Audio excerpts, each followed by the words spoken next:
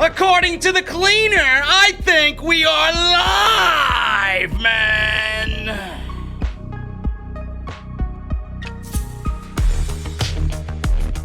We got the cleaner back, and he took out Sonny Kiss to advance in the Eliminator tournament tonight.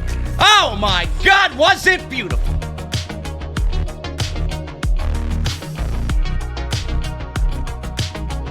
FTR and the Young Bucks.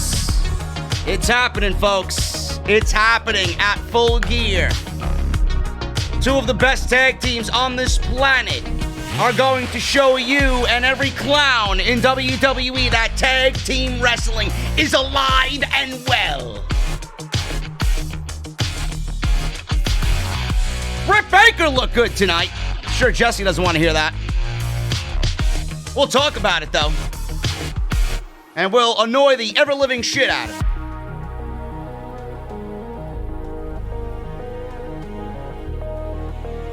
And man, oh man, Pentagon and Fenix, they tore it down tonight. MJF and Chris Jericho. Oh, we got a lot to say, man. Stakes, musicals, you name it. Dynamite was great, and we're gonna break it down. Why? Because this is the #1 show in the entire IWC. This is your AEW Dynamite post-show right here on Off the Script.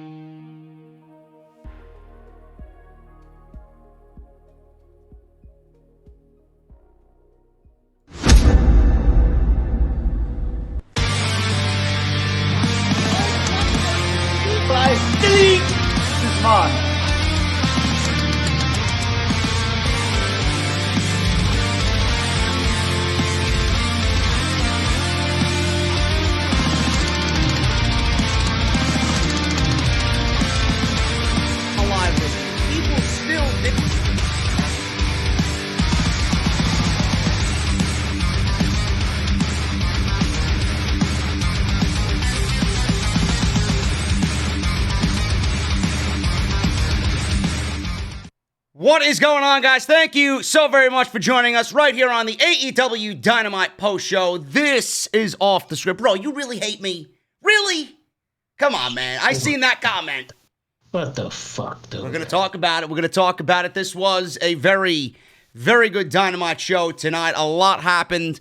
A lot that had set up for Full Gear moving forward. We got the World Title Eliminator Tournament tonight. And we have MJF and Chris Jericho. I seen a couple of people in the live chat saying that this was the new festival of friendship. Man, oh man, it's amazing, bro. I put a tweet out after that segment had aired tonight.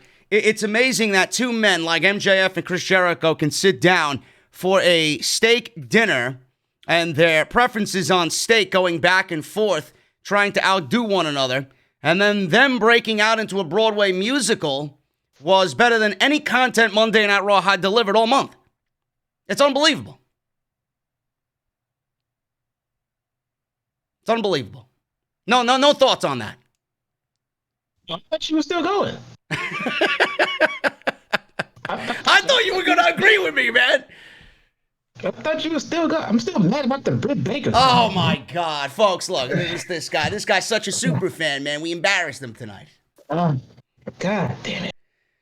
Yeah, man, it was... That was unexpected, right? Though, right? I had the same look on my face as all of that shit happened. I was sitting there waiting for it to, like, get juicy. And I'm watching Jericho and MJF sit down, and, like, here we go. And I sat down, and I was looking like this. And then, like, you know, everybody broke out into singing and kind of just went from...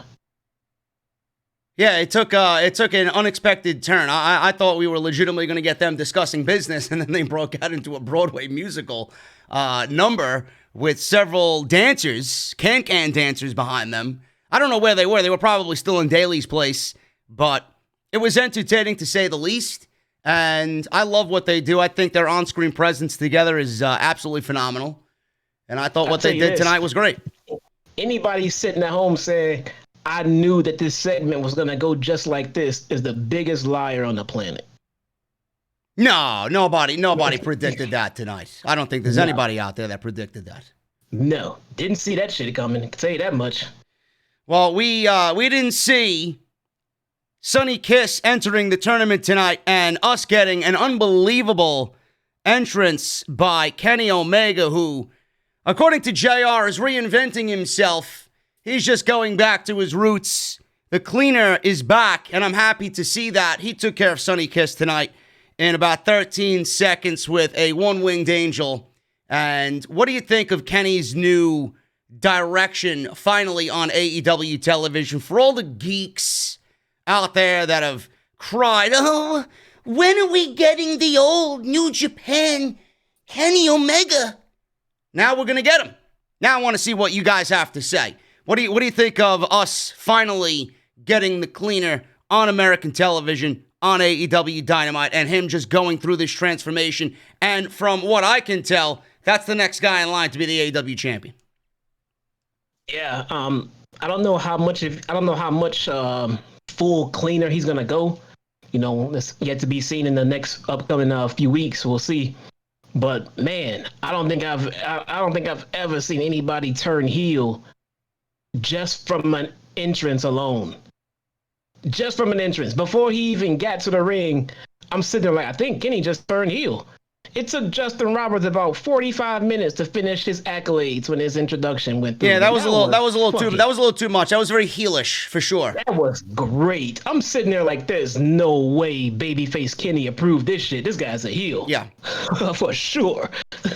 Yeah, and I think we could say the same thing about the Young Bucks. Nobody knew what direction they were going to go in with this new hard edge attitude of theirs, this nonchalant, I don't give a shit about anything attitude. After what we've seen tonight, and FTR and Tully attacking them at the end of the show, I think it's pretty safe to say we didn't even really know where FTR kind of, was going to be placed. They were definitely playing that in-betweeners, a little bit more heel as of late, but when they came in, they were definitely, hanging that big question mark over their head. I think it's pretty safe to say that we got, a heel versus face dynamic now going into Full Gear. Yeah, it looks like it. I had the Bucks, but they weren't face. And then they weren't healed, and I don't even think they're tweeners. They're just certified assholes at this point, dude. Yep. There's no rhyme or reason to what they do. They just love paying fines, and the shit carries on into BTE and everything else, and Dark, and they're just assholes.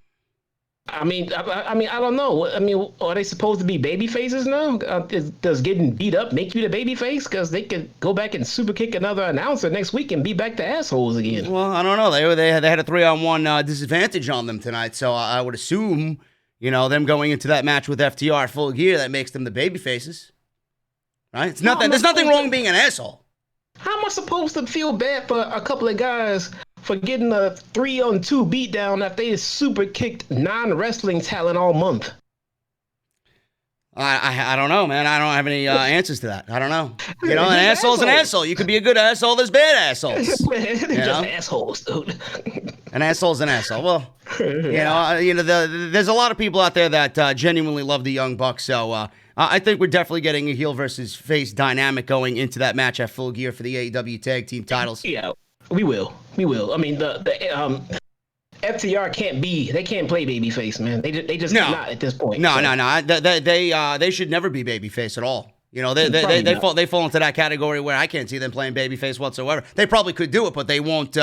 They just won't. Emanate. The energy coming off of them won't speak to me as babyface. It's always going to be heel. It won't feel right. They can just go from maybe heel to tweener, but babyface really wouldn't feel right. No. What did feel right was that match between Fenix and Pentagon, which I thought was actually going to go to a draw, and it did not.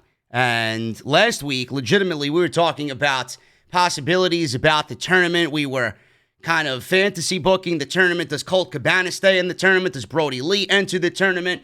What happens with Kenny Omega and Adam Hangman Page? Who does Page go up against in the second round? What does Omega do in the second round? I predicted Pentagon and a rematch from All In, but I think you called it last week, man. We got Rey Fenix going up against Kenny Omega, and we're going to talk about it later, but you said it perfectly to me via text tonight. If Rey Fenix is not banged up like you thought he was tonight, and we get that match next week, 20 minutes, we could legitimately get a match of the year candidate next year between these two. Yeah, man. I mean, Jesus Christ. We got the return of the cleaner, and we got Rey Fenix, and we got a TV match with those guys. I mean, if it wasn't a 20-minute time limit, I would say we're going to be looking at a 5-star classic easily.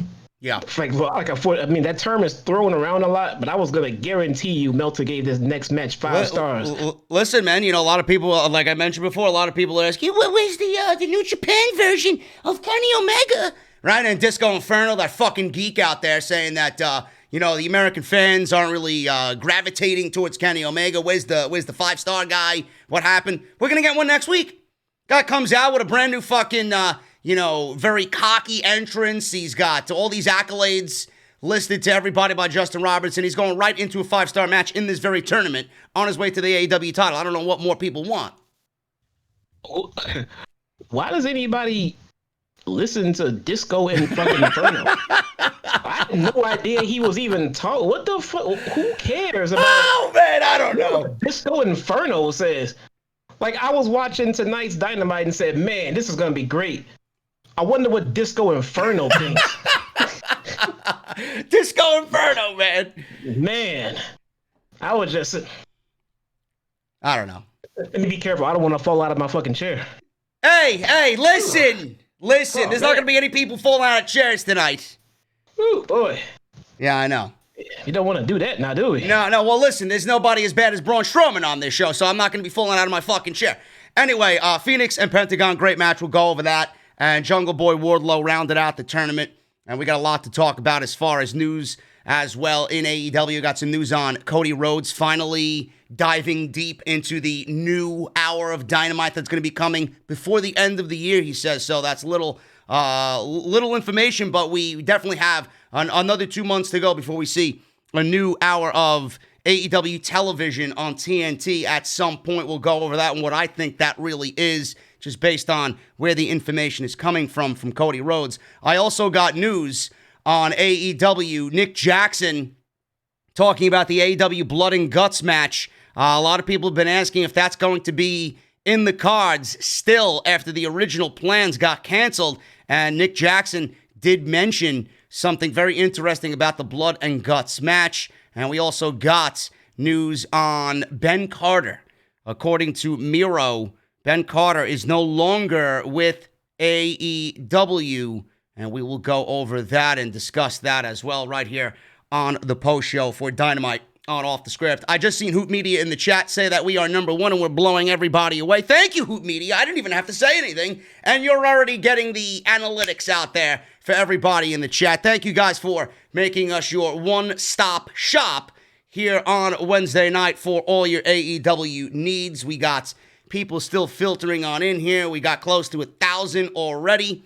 We got 271 likes. I know there are a few people in this chat that not have hit the thumbs up yet, so make sure you guys go and do that. Please hit the thumbs up. It greatly helps out the video and the live stream, man. I can't even begin to tell you, so please do that. Super Chats are open. Jesse and I will be hanging out at the end of the show for the Super Chats, so get them on in. Ask us whatever you want in addition to what we talk about here. If you guys bring up anything that we might not have covered on the show, or if you guys want our opinion on something we did not discuss, Super Chats are open. You can ask us anything. Make sure you follow both of us on Twitter. Our handles are right on the screen right there. JD from NY206 on Twitter and Instagram.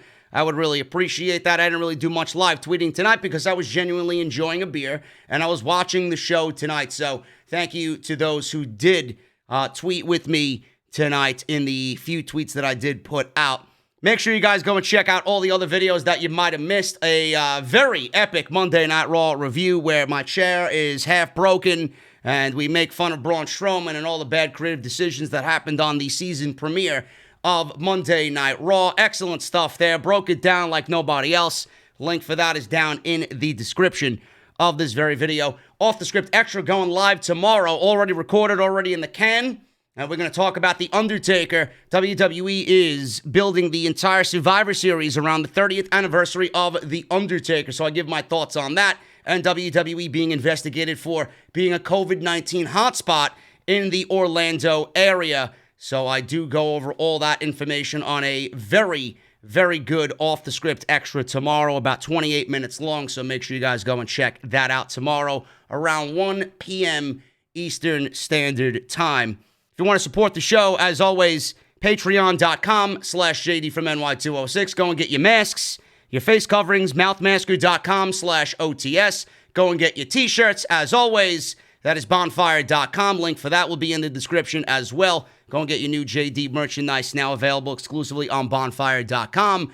And tonight's podcast is brought to you by my great friends over at Audible, audibletrial.com/off the script. I'm looking at somebody in the chat. It kind of threw me off. FTR peaked in NXT. Bro, give me a break.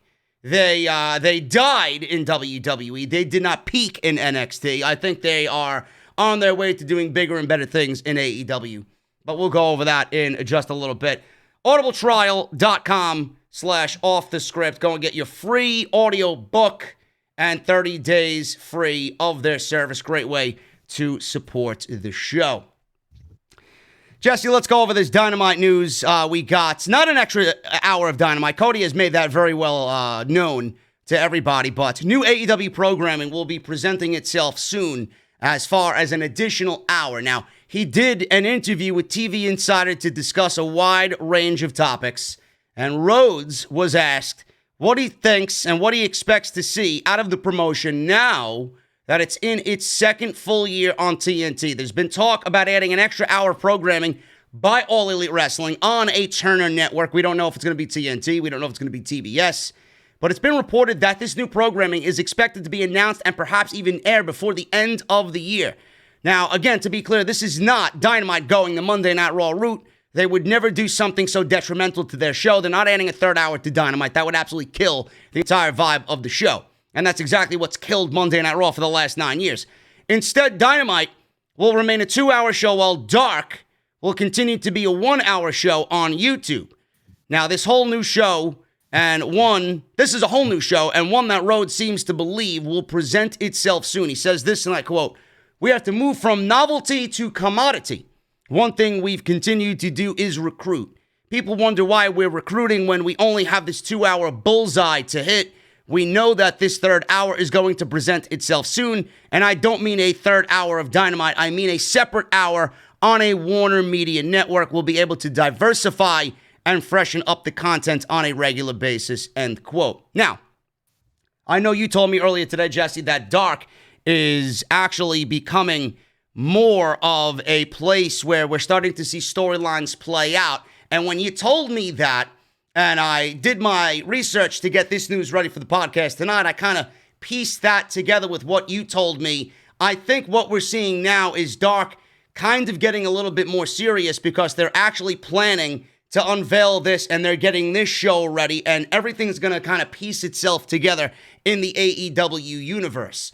But with this show, I don't know if you watched that 1-hour Dynamite special that was on Saturday night. I think it was Saturday Night Dynamite. I don't know what the reason for that was, airing on that time slot.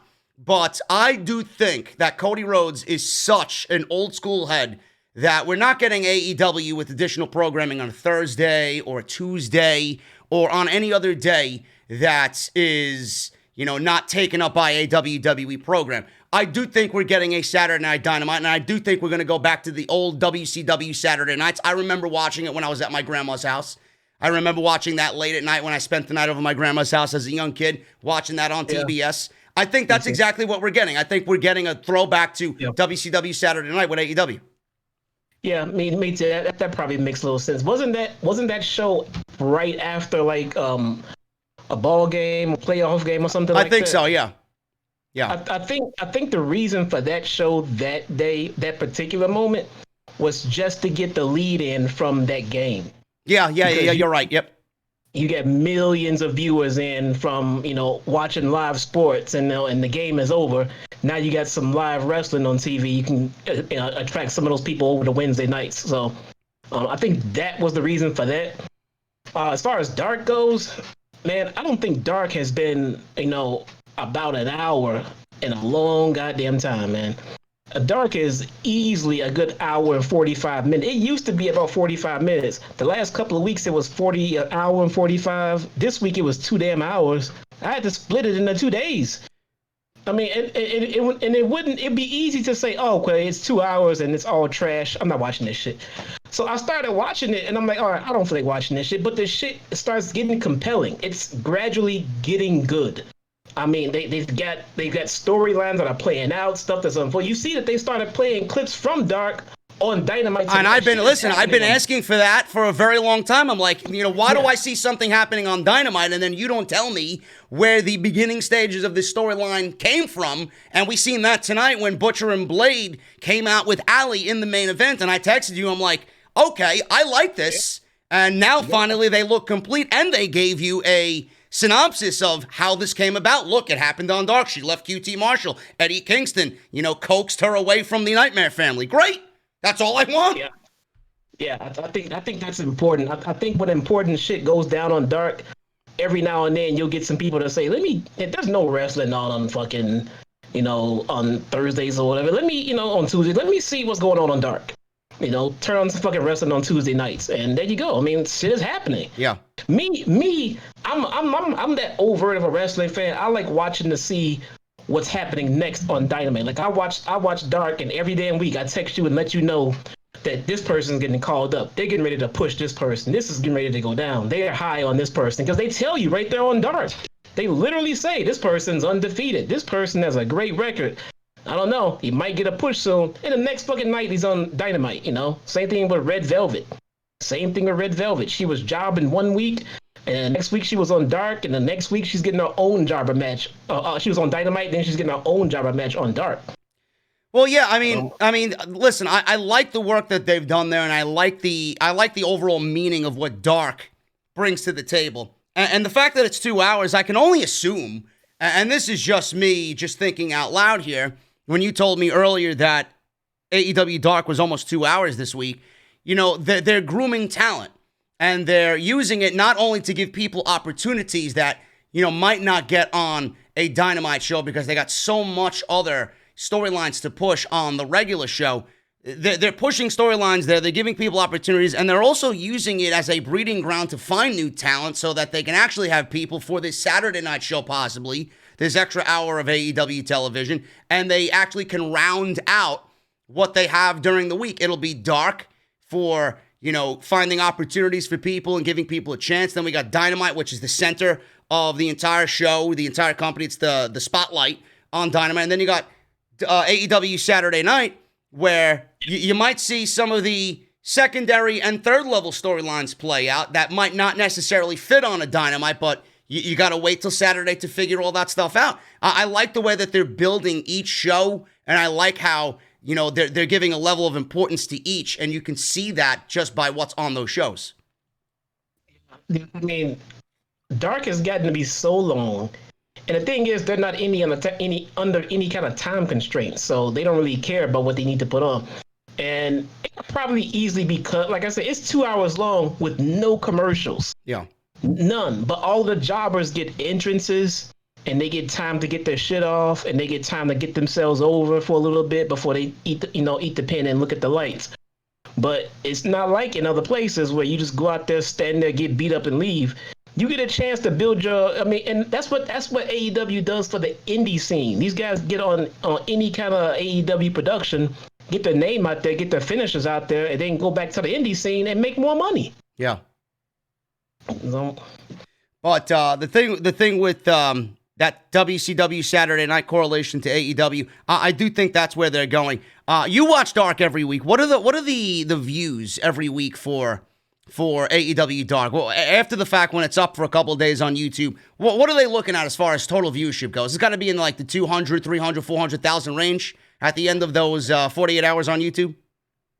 You know what? With absolute certainly, I couldn't tell you, but I'll tell you right now. Because I'd be very curious to know if a show like Dark is pulling in those types of numbers and they're doing that consistently. I can imagine an AEW Saturday Night, doing that type of number as well. I mean, if AEW is doing 700, 800,000 viewers on a Wednesday night, I could see AEW doing that for a 1 hour show, no question. Yeah, looking at about like last night's about 247K. Okay. And last week, let's see, where's looking last week's? They put up so much content throughout the damn week. Here we go. 374K. So yeah, so last week's about close to 400K. Okay. Yeah, I could see AEW Saturday night doing that. Definitely more than that. So yeah, he has in 314 the night before, the one before, and this is an hour and a half for this one. And okay, 2 weeks ago, hour and a half. A week ago, hour and 52. Last week, 2 hours and 8 minutes. That's ridiculous, man. That's just that's just the amount of talent that they are scouting and trying to give opportunities to. That's all that is. That's how much time they have. So when Cody says he's going to do an hour show, I'm having my doubts. I think they have enough content right now to fill another 2 hours, man. We'll see, man. I don't want to see it end up like WCW Thunder. I don't want another 2 hours of programming. I don't want them to create their own version of SmackDown. I don't think we need that right now. Maybe sometime in the future, but not yet.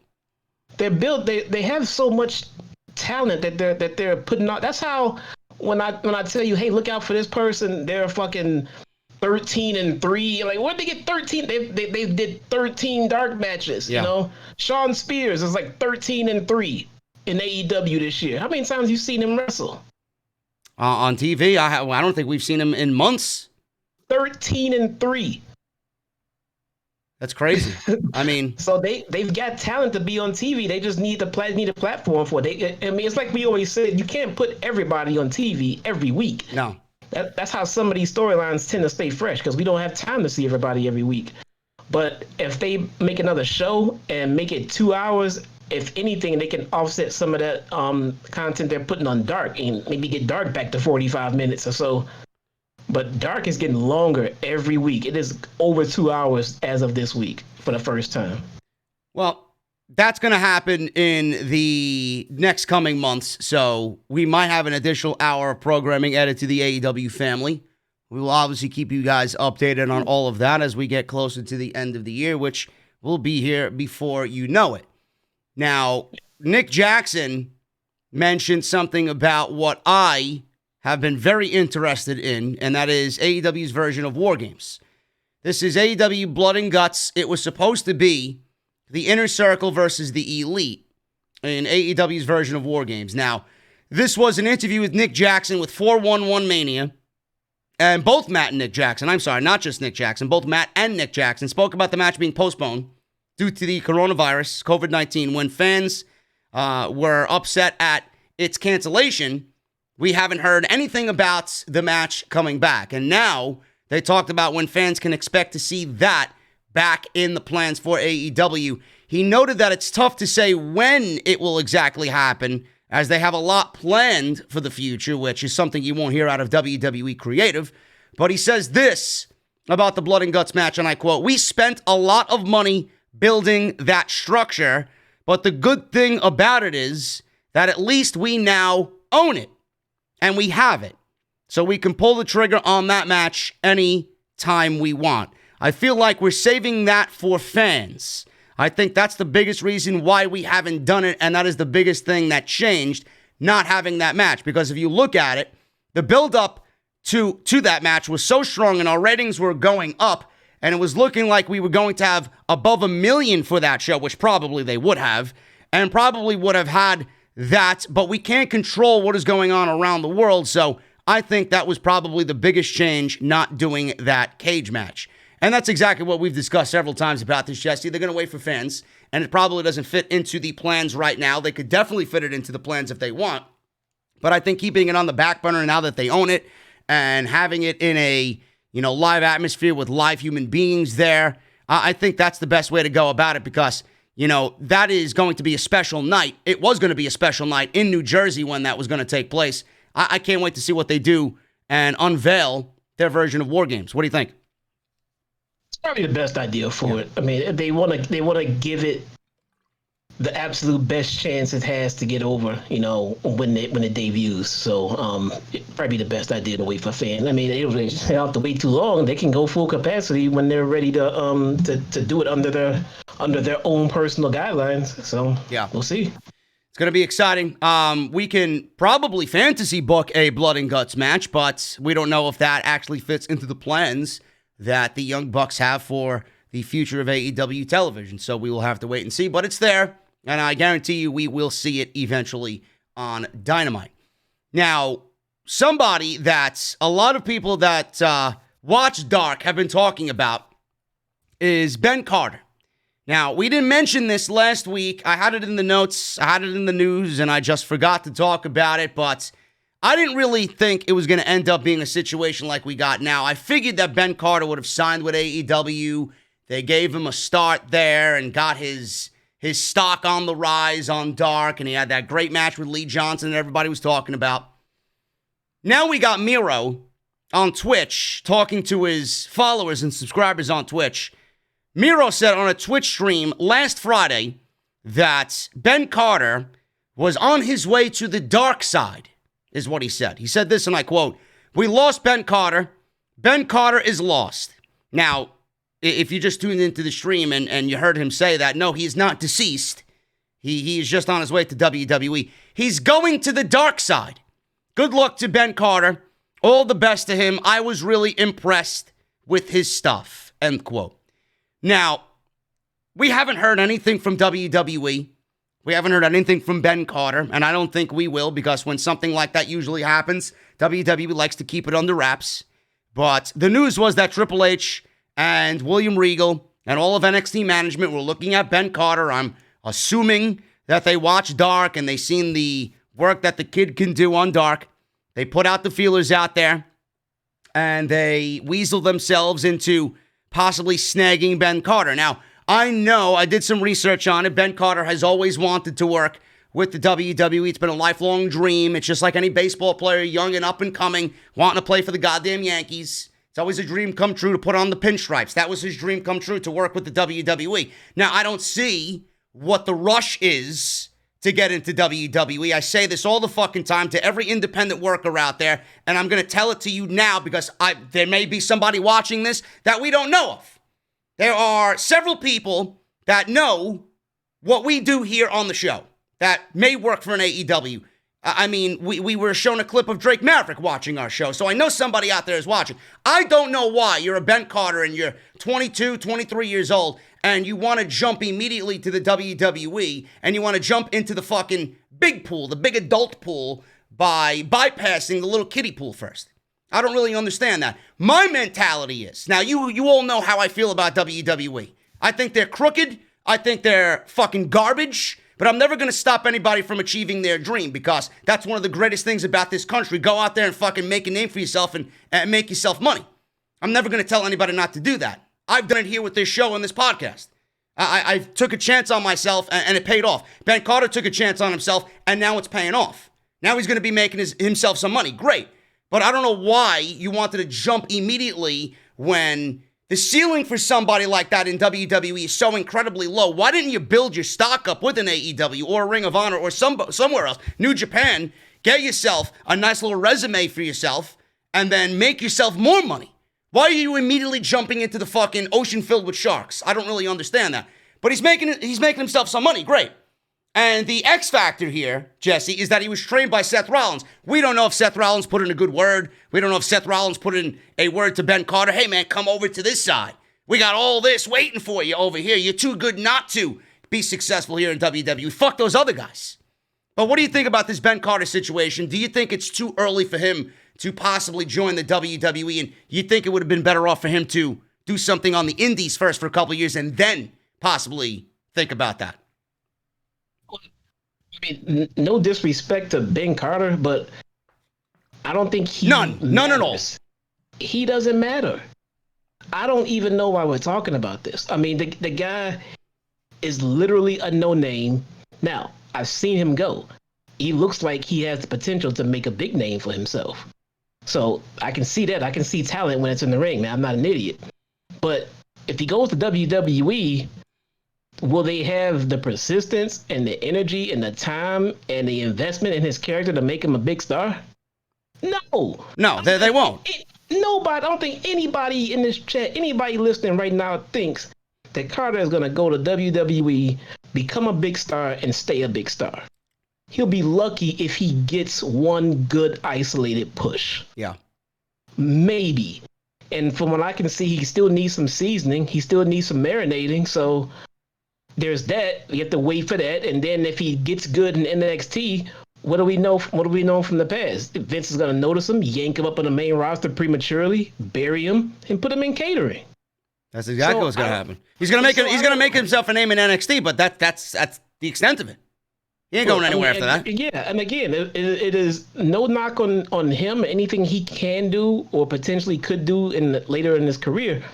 But we've seen much, much brighter, bigger, and better talent than Ben Carter wind up in catering in WWE. Well, he's making his money. All the respect in the world for him. You know, he's living out his dream. All the respect in the world to him. You know, we don't know what circumstances. I believe there was a visa issue as well. Maybe he wasn't able to work in the WWE, and they gave in AEW rather, and they gave him a WWE contract to work in NXT UK. Is what the rumor is. Now, I don't know if that's true or not, but you know, good on him. If that's where he wants to be, so be it. I don't know who's going to watch NXT UK. I mean, I haven't watched NXT UK in forever.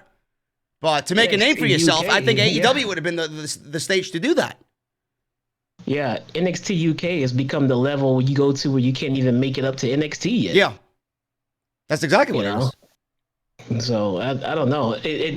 Look, we're sitting at home in front of cameras talking about what's best for his career. Mm-hmm. Maybe he knows. Maybe he knows a little bit more. Maybe he has a bigger and different plan. Maybe he's not going over there thinking, well, I'm going to be a big star because they told me that. Maybe he knows better. Maybe he has a plan. Maybe he's not stupid. Maybe he knows that, maybe he had a talk with AEW. Maybe he knew what role he'd be playing there and what kind of time they had for him. And maybe he said, I'll take my chances over here first. We don't know. So at this stage of the game, it's kind of hard to think that anybody who signs with WWE does not see or hear the horror stories. They know. They know. They have to know. They know.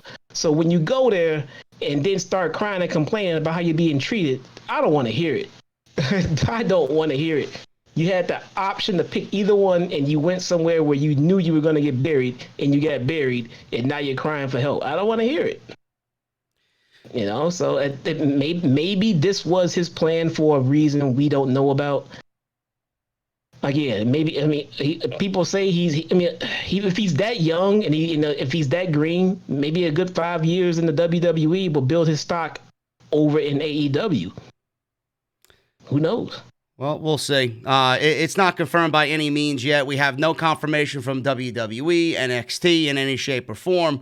No confirmation from Ben Carter himself. So it's more of a wait-and-see game, but a lot of people are very impressed with what he's done so far in the handful of matches that we've seen, and a lot of people are calling him a prodigy of sorts. So, I think a lot of people genuinely, when it boils down to it, just care because they know how WWE, takes, chews, and then spits you out.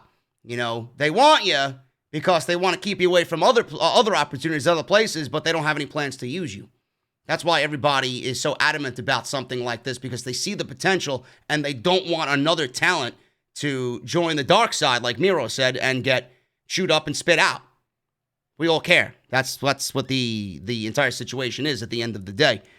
But we have a lot of show to get through, and we're going to talk about this in just a second. Quickly, guys, just a reminder, tonight's show is brought to you by Audible, audibletrial.com/offthescript. Go and get your 30 days and one free audiobook of your choice. A lot of wrestling books to choose from.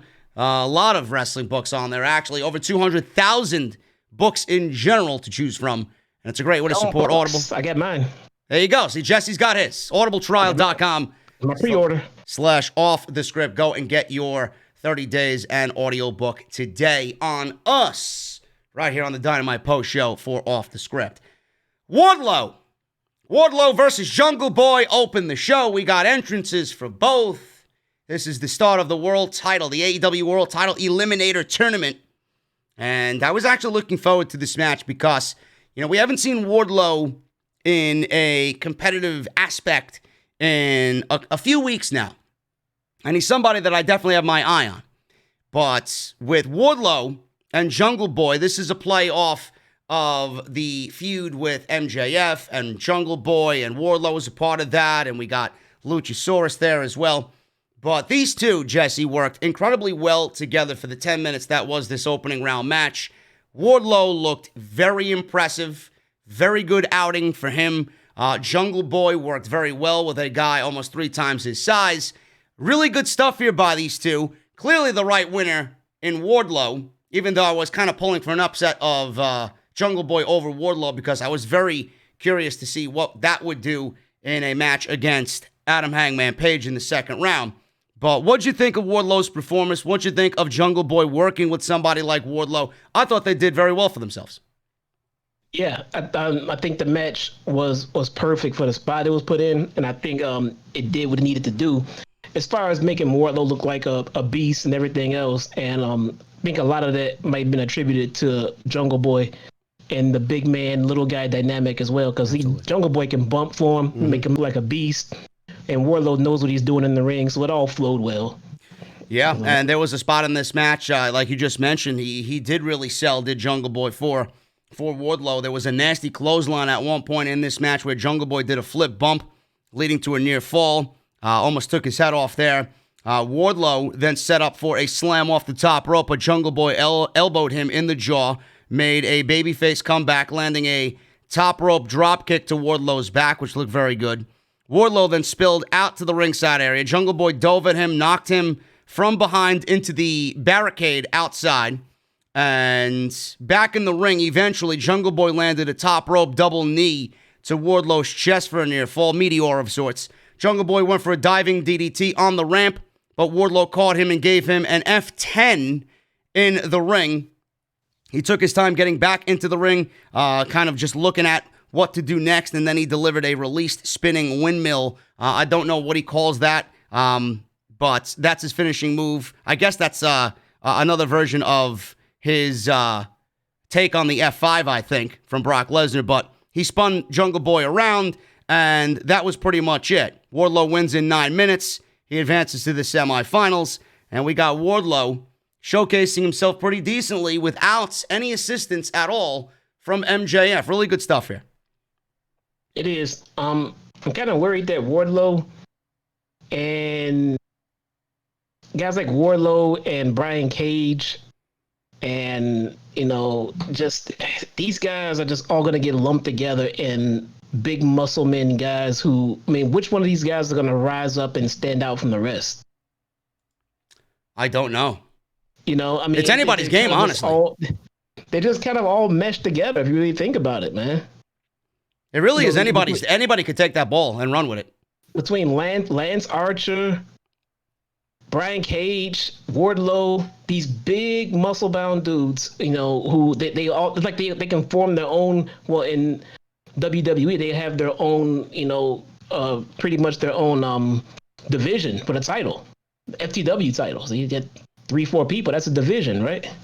Yeah. So, but yeah, I'm these guys are starting to bleed together as far as what they're doing on TV to me.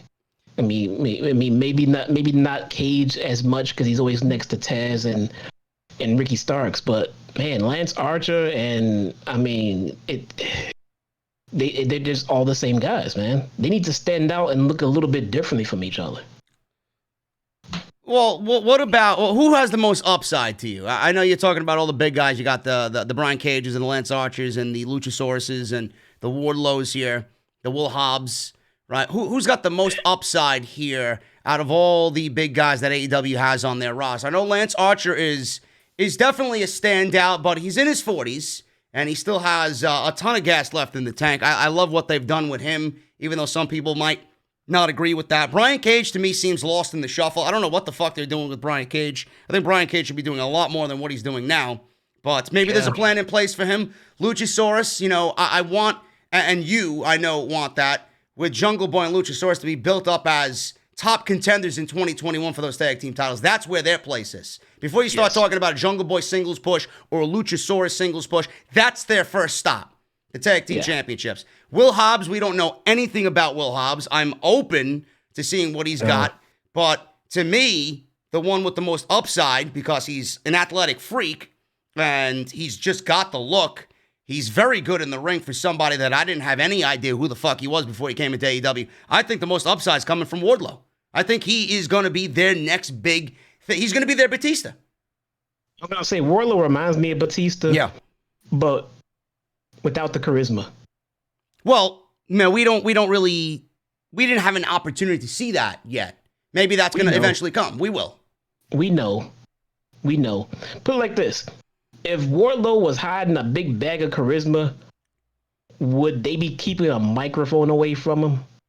If they signed Eddie Kingston and put him on the roster, would they be keeping Eddie Kingston somewhere without a microphone? Bullshit. Well, I mean, listen. I mean, they paired him with MJF. If he's got the best mic skills in the entire company, you don't want somebody who's got equal the amount of mic skills to MJF to kind of outshine MJF on any given night. So they're keeping him quiet and letting MJF shine on that duo first. Right, but if he had awesome mic skills, they never would have paired him with MJF. They paired him with MJF for a reason. They can help get each other over, as MJF's heavy and he would be Wardlow's mouthpiece. But they never would have paired him if that guy was golden on the microphone, man. That's a waste. It'd been a waste of talent. You know? Well, I mean, they never would have done it. So I don't think, I mean, we'll see, but I don't think there's any way if he has an ounce of charisma. And I think MJF that's what you do in wrestling, man. You hide someone's inabilities and you showcase the what they can do. And what does Wardlow do? He looks like a big mean son of a bitch and he can whoop some ass in the ring, not talk. That's what MJF does. Does this match take away anything from Jungle Boy? No. Oh God, no. He was never supposed to win that match.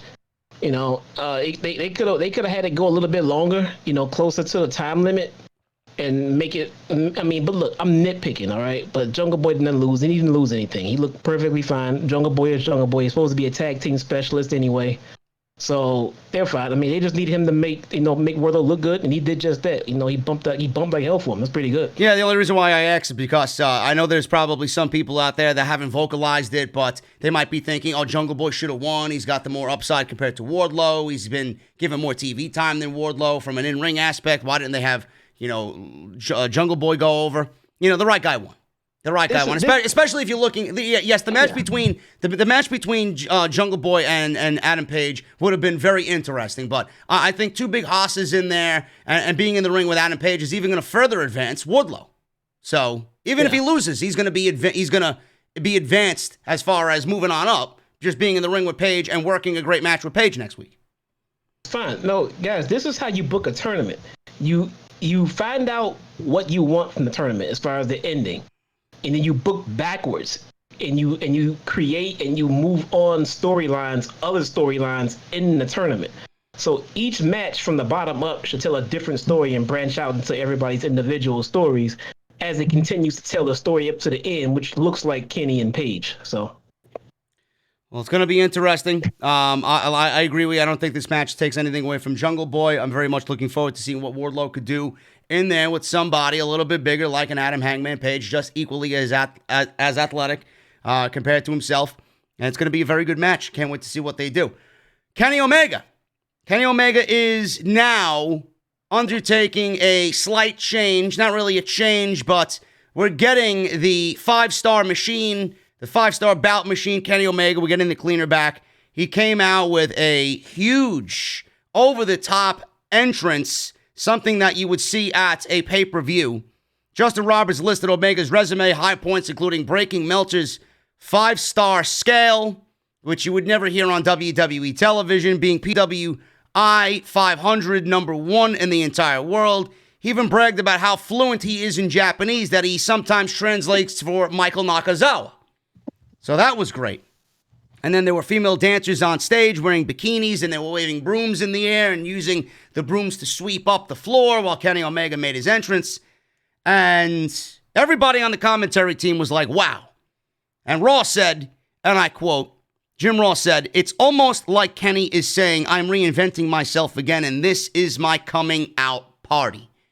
So we got a match with Omega and Kiss. This was supposed to be Omega and Joey Janela. I don't know what happened to Janela. Excalibur said Joey Janela was in contact with someone who tested positive for COVID-19, so we pulled out of the tournament. I think it had to do with something along the lines of a GCW event that he was running, and there was a bunch of positive tests to come out of that event. I don't know what the case may be, but they pulled him for precautionary reasons, and in comes his partner, Sonny Kiss. So he was pulled from the tournament. Kiss replaced him. And this one, Jesse, was literally 13 seconds, a V-trigger to the face, followed up by a one-winged angel, and that was it. 1, 2, 3, Kenny Omega advances in the tournament. He's going on to face the winner of the Rey Fenix and Pentagon Jr. match. A lot of people have been wondering, like we talked about in the beginning, this was the type of presentation that we should have got on day one of Dynamite with Kenny Omega, and now we're getting it to start year 2. Do you agree with that assessment, Jesse? Do you think that Omega should have been given this presentation first? And what do you think of all the people that thought about that? Because I disagree with all of those fucking geeks. This is the perfect way to book Kenny Omega because he's gonna be bigger than anybody expected him to be after all this year running around with the tag team championships. Oh man, it would have been a really bad look to come out, start a new company, and start off by putting yourself at the top of it right away. That just would have been just insincere, self-serving, and guys, let's make a new company, and then we can be the champ. They wanted the Bucks to be champ, so everybody wanted the Elite to start a wrestling company and just give themselves the titles and just sit there on top. That's what everyone wanted. Am I gathering that right? It makes no sense, man. I mean, you make a company and then you build your talent and you build your roster. Kenny Omega is already a megastar. Kenny sat around and did mid-card stuff and sat around the show for a good year. Now he can come out and be a main eventer tomorrow. He could have did it 6 months from now. He could have did it 2 years from now. Whenever he decides to be a main eventer, he'll be a main eventer. And in the meantime, they built everyone else up. If Kenny started off at the top, who the hell is he going to feud with? Exactly. Who the hell is he going to? They built no one. Exactly. So this was done exactly right. Kenny Omega and Adam Page got those tag team championships over. Those tag team championships are now bigger for all of what they did. After everything they've did, those tag team championships now reap the benefits. And look at how important those tag team titles are. Same thing with Cody and the TNT title. You know, the little hiccup giving it to Brody Lee, it all played into making the TNT title bigger. John Moxley having the title and him not losing that championship after beating Chris Jericho, that title. Listen, this is a company that knows what it's doing with its championships. They're making their championships feel legit. And I am going to go out on a limb, and I'm pretty sure I'm correct on this. I think all of the guys in the Elite, Cody, Page, the Bucks, Omega, they all have plans for their characters on television. Otherwise, AEW wouldn't exist if they didn't. Okay? Omega is going to be a bigger star. He's going to be the star that you want in year 2. Year 2 is going to be about Omega. Year 1 was about getting everybody over. Now we're going to start seeing everybody elevated to that next level, and that includes Kenny Omega. So when Kenny Omega is the world champion and he's a heel while doing it, and we get main events that WWE will never duplicate or replicate on Monday or Friday night, then everybody's going to be like, oh, now I see what they were trying to do. And all those people that I've called geeks and dummies for being impatient, they're going to go and sit in their corners and be quiet and not admit that they were wrong. This is the plan of action for Kenny Omega. You know who Kenny might be gunning for? Who? Roman. Kenny's going to be gunning for Roman. In what way? Number 1 heel in wrestling. Well, listen, speaking of that, I'm glad that Omega's done clowning around. I mean, he kind of was a little jovial at the end of the Sonny Kiss match. But if this leads to Kenny Omega being a little bit more serious of a character, then yeah, that could possibly be a thing. And I want to see that. I want to see less clowning around of Kenny Omega on television. Keep that shit for being the Elite. That's fine. I want to see a more serious version of Kenny Omega that we were hoping to get in year 1, but we are now rightfully getting in year 2. as the proper progression of his character is dictating. But another thing, Jesse. Yeah, he was celebrating with Sonny Kiss. He was lifting Sonny Kiss's hand in the air, whatever. That was the most insincere shit I've seen, man. It was not jovial. He said Sonny Kiss look at him like, what the fuck is wrong with you? I don't know what that was, but listen, the other point I wanted to make is, a lot of people are probably like, oh, they buried Sonny Kiss. The Sonny Kiss was in the spot as a fill-in, number one. Number two, Sonny Kiss should never get any opportunity at offense on Kenny Omega, especially in this new coming out, I'm the cleaner now. This match was exactly the way it was supposed to be. 13 seconds, no offense from Kiss, one winged angel, goodbye, good night, back to catering. Simple. He did his job perfectly. That's amazing. He had a match with Sonny Kiss and Kenny Omega, but Kenny Omega was the one coming out. Just throwing that out there. You fucking geek, man. Come on. You're going to get me in trouble on this fucking show, man. Anyway, Shivani interviewed Orange Cassidy. This was great. Earlier about his classic match with Cody. Cassidy was obviously not giving a shit about anything Tony Schiavone was asking him. Sometimes calls go your way, sometimes they don't. That's the answer that Orange Cassidy gave Tony Schiavone. Then Schiavone asked about next week's rematch. Cassidy said, we are off to Cincinnati. And then Schiavone said, well, next week is in Jacksonville. And Cassidy said, whatever. And Tony Schiavone walked away shrugging and muttering, what a fucking dope. I don't believe they asked me to interview this guy. Cassidy turned and began adjusting the TV screen behind him that was hanging on the wall. So Orange Cassidy and Cody rematch for the TNT Championship. There is a stipulation involved. And Jesse, it is going to be a lumberjack match. And my God, man, I got to be honest with you. I fucking hate lumberjack matches. I really do. They could have given me anything but a lumberjack match. I would have been happy. But we're getting a lumberjack match for the TNT Championship. What do you think about that? Is it going to live up to expectations as the first one did last week on Dynamite? See how they do it. They get all the makings in the world to make it unique, make it different. Like you just said, you say lumberjack match, it seems kind of cookie cutter and kind of boring, but maybe they got something up the sleeve for it. So I'm gonna hold off on this one. I want to take a look at it and see what they do. But on paper, it does sound kind of lame. But then this is the first lumberjack match, if I'm not mistaken, correct? No, I don't think so. I think there was something involved. Remember I don't know who it was with, but remember Luchasaurus diving off the stage and doing a big planche onto everybody a couple months back? Yeah, but they do that all the damn time. I don't know. I think this is the second lumberjack match in AEW history. So yeah, we'll see what happens. But I'm not too keen on the stipulation. But Dasha interviewed Cody and Arn Anderson as they arrived to the arena and they got out of their limousine. She asked about his rematch against Cassidy next week. Cody says he's not surprised AEW wants a rematch, and he threw that out there because it was the highest rated segment on television last Wednesday, which I'm sure is going to upset a lot of people named Jim Cornette. But he's surprised how swiftly they want a rematch, TNT and AEW. He said he hears there might be a stipulation added. We just said it's going to be a lumberjack match. He said he couldn't beat him in the time limit last week, and he won't again next week.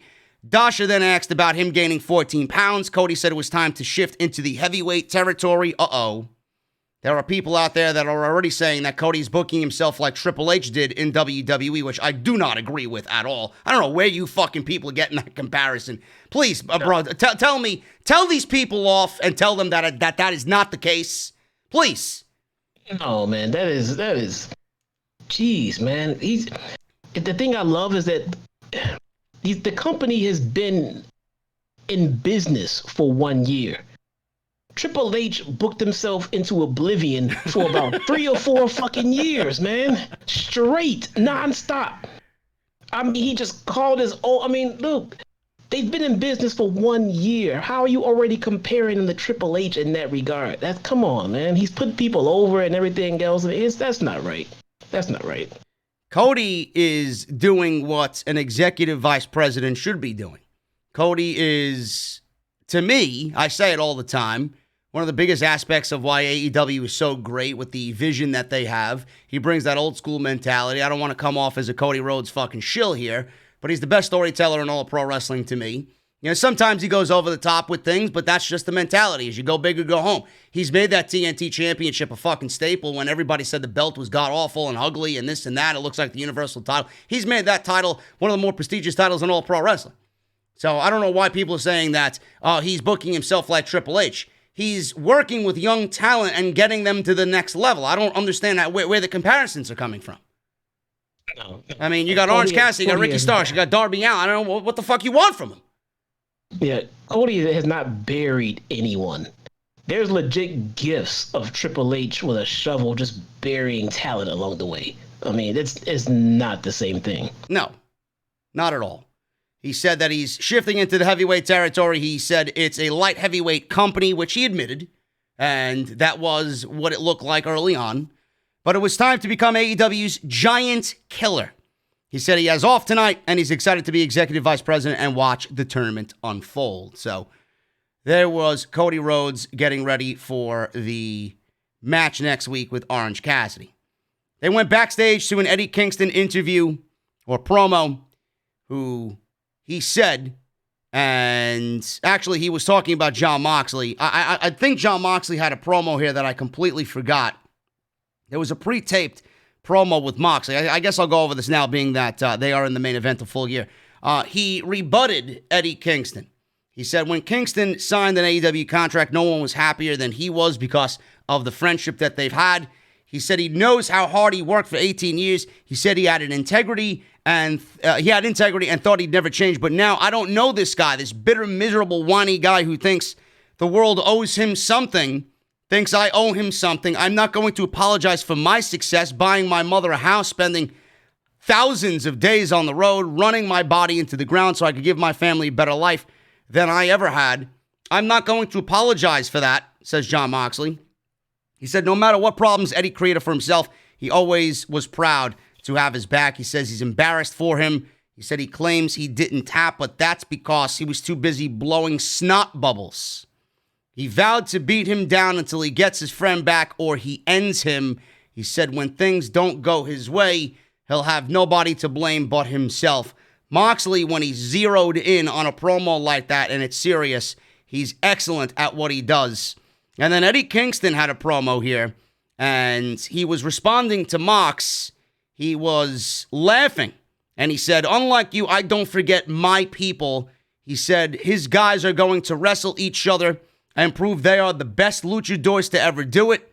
And then his team, Butcher and Blade, are going to win the tag team match later and become champions of Full Gear. Kingston said Moxley is right about him. He said he hates who he has become, and that had to become a liar because his friends, aren't there anymore, and his ends justify the means. He said when he wasn't playing the game and wasn't a snake, he got nothing. And he said he had nothing in his life before, so he's not going to quit. He said Moxley will have to go to a deep, dark place. And you know what? I live in that place. First of all, Jesse, with Eddie Kingston, the reason why they signed him to a contract clearly was because of his vocal, for his mic ability. You know, we haven't seen much of him in the ring on Dynamite, but I mean, the guy can fucking cut a promo like nobody else. That's why they gave him a job, and I think everybody kind of assumed that when he showed up on Dynamite and wowed everybody in the match against Cody, and then they heard him speak, get this guy on the roster right now. So we know why. We know how good Eddie Kingston is. The other good thing is about this, and a lot of people are probably looking at this match as a very predictable outcome. There's no way Eddie Kingston's going to beat Jon Moxley for the AEW Championship. It's just not in the cards. But I got to give AEW credit. Okay, I got to give WWE credit in this instance as well, because this is very similar to Roman Reigns and Jey Uso.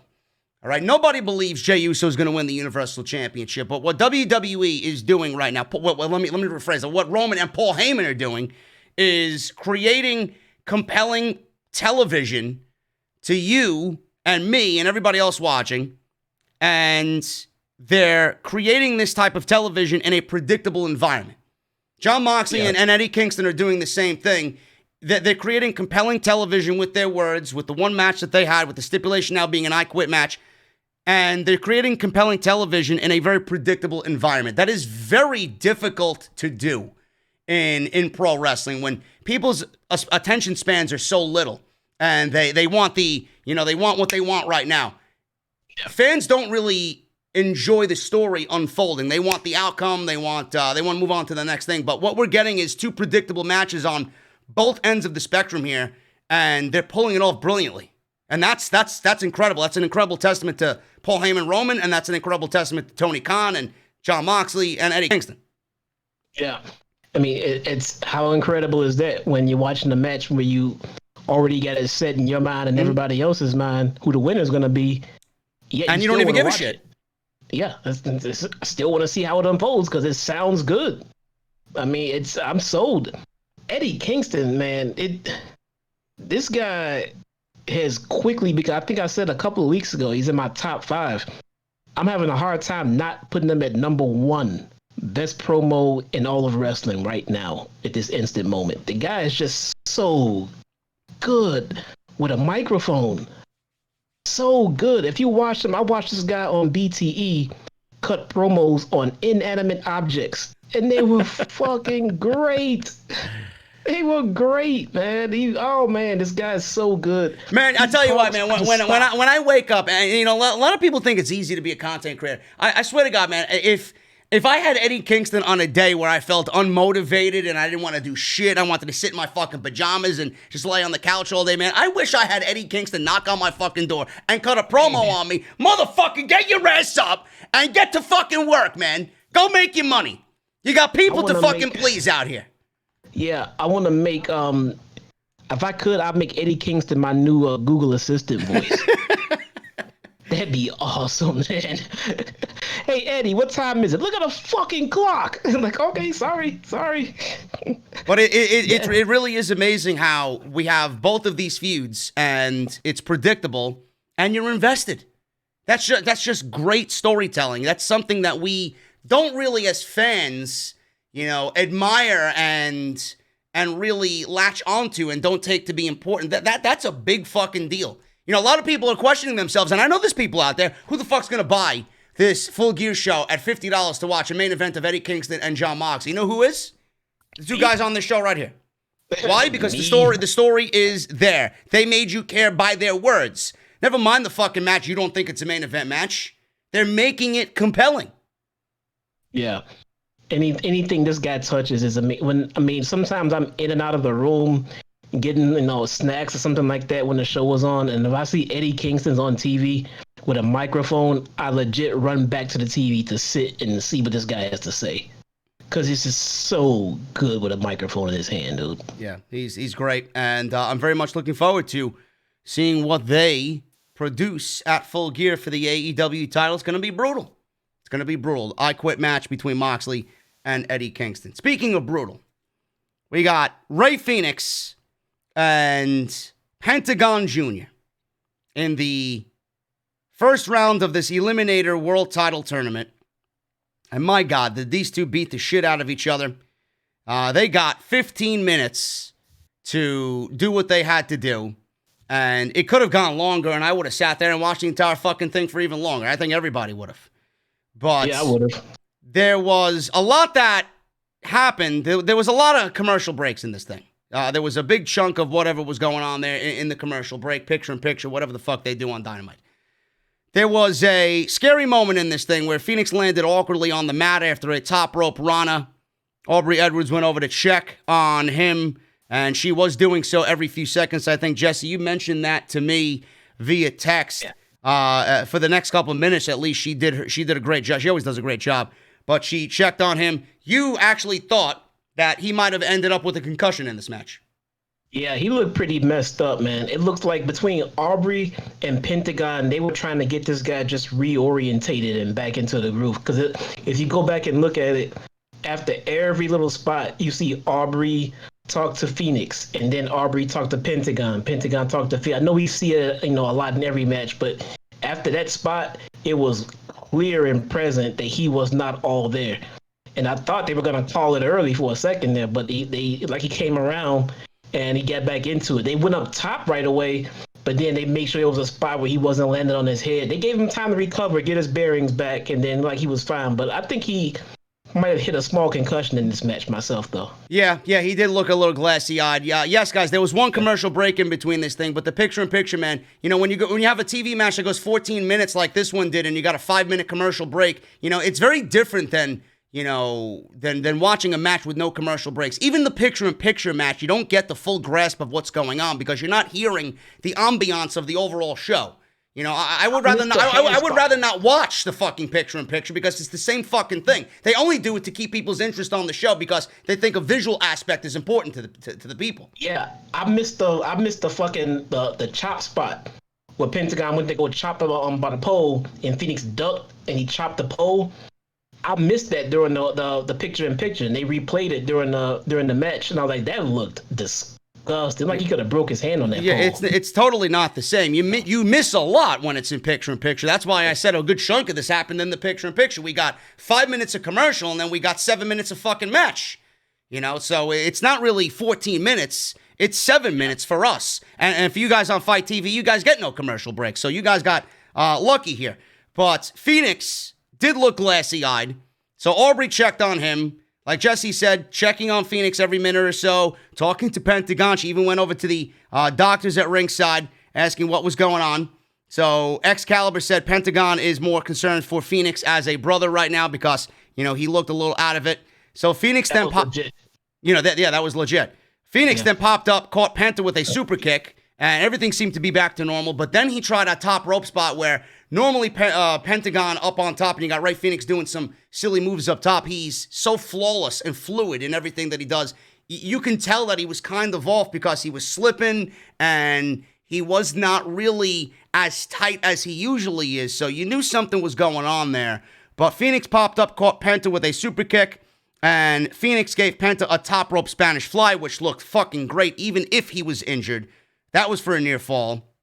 That was probably the biggest move of the entire night. I love that move. Picture perfect Spanish fly. One of my favorite moves in all pro wrestling. Penta stood and dared Phoenix to punch him, but then he ducked, caught him midair with a power bomb for a near fall, which looked brutal as hell. Kingston says, who was on commentary, by the way, Eddie Kingston says he's never seen that before from these guys. Penta then snapped Phoenix's arm, Lucha Underground style. Penta then apologized before his next move, but Phoenix almost kind of played possum a little bit, countered an incoming Pentagon with a huge destroyer for the 1-2-3, and Phoenix wins in 14 minutes. Great match between these two. I would love to see it again, but as far as Phoenix goes, like we said in the beginning, Jesse, if Phoenix gets cleared and is all good to go for next week, and we got Kenny Omega, I mean, it's very difficult to not put these guys in the main event and just have them go to work and go to town and just fucking tear Daly's place down. It could be a 5-star classic that we see next week between Phoenix and Kenny Omega. It's going to be great. Yes, it's going to be incredible, man. I mean, bell to bell, if I had to pick right now out of AEW, 2 guys to put on a 5-star match, just pick them out and put them in the ring and produce a 5-star match, I legit would call out Kenny Omega and Rey Fenix. Yeah, I would absolutely agree with that. Yeah. So that's going to be great next week. We got Omega and Phoenix, and we're going to go on and talk about who is going to fill out the opposite side of this tournament in just a little bit. But Alex Marvez interviewed Alex Reynolds and John Silver of the Dark Order with Colt Cabana. Boom, boom. Colt Cabana. Ooh. Reynolds said if Mr. Brody taught them anything, it's to seize opportunities. He couldn't do that in WWE because he couldn't cut a southern accent in front of Vince McMahon. You know, because fuck opportunities in the good old E. Silver acted very bizarre. He acted like he usually does on Being the Elite, which I guess people love. One of the best things about Being the Elite is the Dark Order. Love that guy. Colt said he's on a mission to become the AEW champion. Good luck, bro. He said he sees this as an opportunity, and he sees this as a sign. When he called Silver and Reynolds friends during the promo, they said that they're not friends, which was very interesting. Silver says he doesn't even like him. He said Brody is going to win back the TNT title. He said next week they'll be there for Cody versus Orange Cassidy and vowed to beat up whoever wins. He then flexed in front of the camera and yelled, "What do you think about this?" as he flexed his muscles. And then Reynolds says, I'm going to go take care of that. And Colt Cabana was on the ring, or on his way to the ring, rather, to go one-on-one with Adam Hangman Page. Now I guess we see why the Lumberjack match was in effect for Cody and Orange Cassidy next week. Maybe they're using that to keep the Dark Order away from ringside. I didn't really think about that until now. What he said. So we could be seeing something like that, and why we got the Lumberjack match, because obviously they want to get back at Cody for taking the title against Brody Lee. So we'll see what happens next week. But Adam Page versus Colt Cabana. Jesse, I think you put this perfectly, man. There really isn't much to say. It was a very good match between these two. I thought they worked very well together. There was a couple of sick bumps in this thing on the apron by Colt on Adam Hangman Page. You said it best when you were texting me during the show. It's like, the match went 10 minutes, but did it really need to go the extent that it did? Because I don't think anybody watching this thinks that Colt Cabana is going to beat Adam Hangman Page. Snowball's chance in fucking hell. None. Jungle Boy had about 3 times the amount of chances of beating, Wardlow than Cabana had at beating Hangman. There was just no way. It was never going to happen. And one thing, though, I think people might be losing sight of when we get matches like this on weekly television shows like this in tournaments. This is what they're here for. Now, the match might have been meaningless in here and this and that, but the thing is, it had stakes. The match had stakes, not only just any kind of stakes, it actually had legit high stakes for somebody like Colt Cabana. So instead of just, turn on the show, okay, we're going to get Colt versus Hangman. Why? Oh, because they're squaring off in a tournament and the winner advances to get a championship title match. Oh, shit, okay, well, let's watch it then.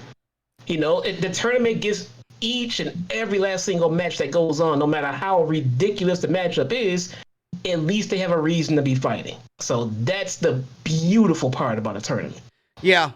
I thought this was a very good match, very basic match. A lot of people, I seen some people, not a lot of people, I seen some people on social media tonight saying that Page seemed a little uninspired by this match tonight. Now, I don't know what exactly that means. I think people honestly forget that he's in a storyline right now still, that he is upset that he lost his buddy, Kenny Omega, and he's upset that Kenny didn't want to be in a tag team when Page wanted to be in the tag team, and now they are in a tournament together, potentially facing off at Full Gear, when Page doesn't want that to happen. He wants to be a tag team. Just look at Page's graphic when it came out. It was got into the tournament via several drunken voicemails. He didn't even want to be there. So I don't know why people are saying that Page looked uninspired. I don't really get that. He's helping tell his part of the overall story. Yeah. Kenny came out and started telling his part of the story with his goddamn entrance alone. It's not that difficult to figure out, people. I don't know what the fuck you're watching. I don't know why we have to explain it to you. You guys should be open to all this. It's very basic. Seriously. Coming together. All coming together. Good match here. Page climbed the top rope. Colt shoved him to the floor and then landed a diving splash at ringside. He hit the apron on the way down, did Page. Looked sick. The splash was very nicely done by Colt Cabana as well. Back in the ring, Colt went for a Chicago Skyline. Page escaped, went for a buckshot lariat. Colt ducked and hit the Superman pinfall for a near fall. And then Page hit the buckshot lariat for the win. Dark Order ran to the ring and helped Colt out of the ring. They didn't seem too pleased at all with Mr. Evil Uno. So we got to see what happens with all of that situation. Evil Uno and him possibly being out of favor with the Dark Order. We don't know what's going on there. We got a video package airing about Sammy Guevara being obsessed with Matt Hardy with bloody images of Hardy. And then he set a photo of Hardy in front of his house on fire. And Jesse, we're getting Matt Hardy versus Sammy Guevara at Full Gear. And it's going to be an elite deletion match. We are getting another deletion match in the career of Matt Hardy. And if this is anything like the last couple of ones, I think this is the safest route for these two guys to take because it's going to be in a controlled environment. And they're not going to be jumping off fucking rooftops. They could edit it nicely and do whatever they got to do. But I think this is the best way to go about it, and it could be a nice culmination of everything, a nice conclusion for what they did not do at All Out. I didn't catch this. So it's a cinematic match. It's an elite deletion, yes. Fan-fucking-tastic. There you go. I don't know if I can sit here and watch another Matt Hardy fucking match, dude. It's too fucking scary. I guess if that's the case, I think he's bringing back broken Matt Hardy now.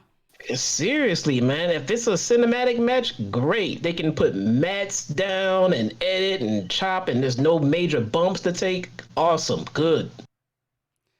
We got Taz coming out next.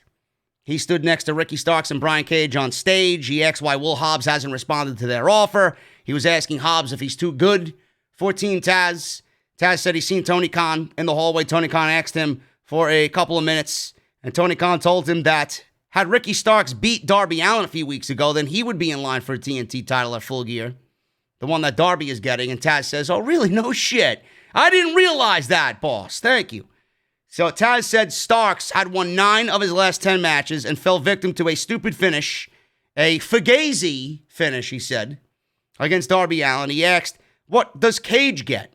Starks then took the microphone and said he's doing his part and he's tired of the rug being pulled out from underneath him. He called Darby a half-face, painted little bitch, and he plans to put him in the grave. Now, I know it's not going to happen. I got images of a casket match between Darby Allin and Ricky Starks. I think that would be great. I love Ricky Starks. More Ricky Starks on Dynamite. He's got, he's not in that Eddie Kingston level, but man, he can cut a fucking great promo, man. He's got the charisma. He plays off the crowd. So great. More Ricky Starks on Dynamite, please. I want to see him in a bigger role. Yeah, Starks is good. I mean, he's great in the mic. He's nowhere near as Kingston. I mean, obviously, but something about Starks rubs me a weird way at times. Like maybe he's just doing his job because he just comes off as it's a complete and total dick asshole, a complete prick. Now I know that he's just doing his job. Look, I know, I get it. I know his job. That all being said, it just feels like a dick. It's just, I don't know, man. But yeah, he's good. The way he dresses too. How do he wears this shit? He's really a heel. I don't know, man. Listen, man, he's got that Miami vibe. Can't get any more prick than that. Yeah, he's good. I don't want to not see him, so he's fine. He's fine with me. I like him.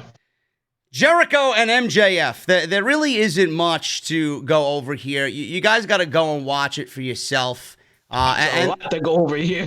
Yeah. I'm not really gonna do that because you guys got to go. I'm sure AEW is gonna post a highlight of it or a vignette of it on YouTube. So go and watch it. This is pretty much MJF in a white suit with a black bow tie. He looks great. Jericho is in one of his multicolored suits. I think it was wearing purple, if I'm not mistaken.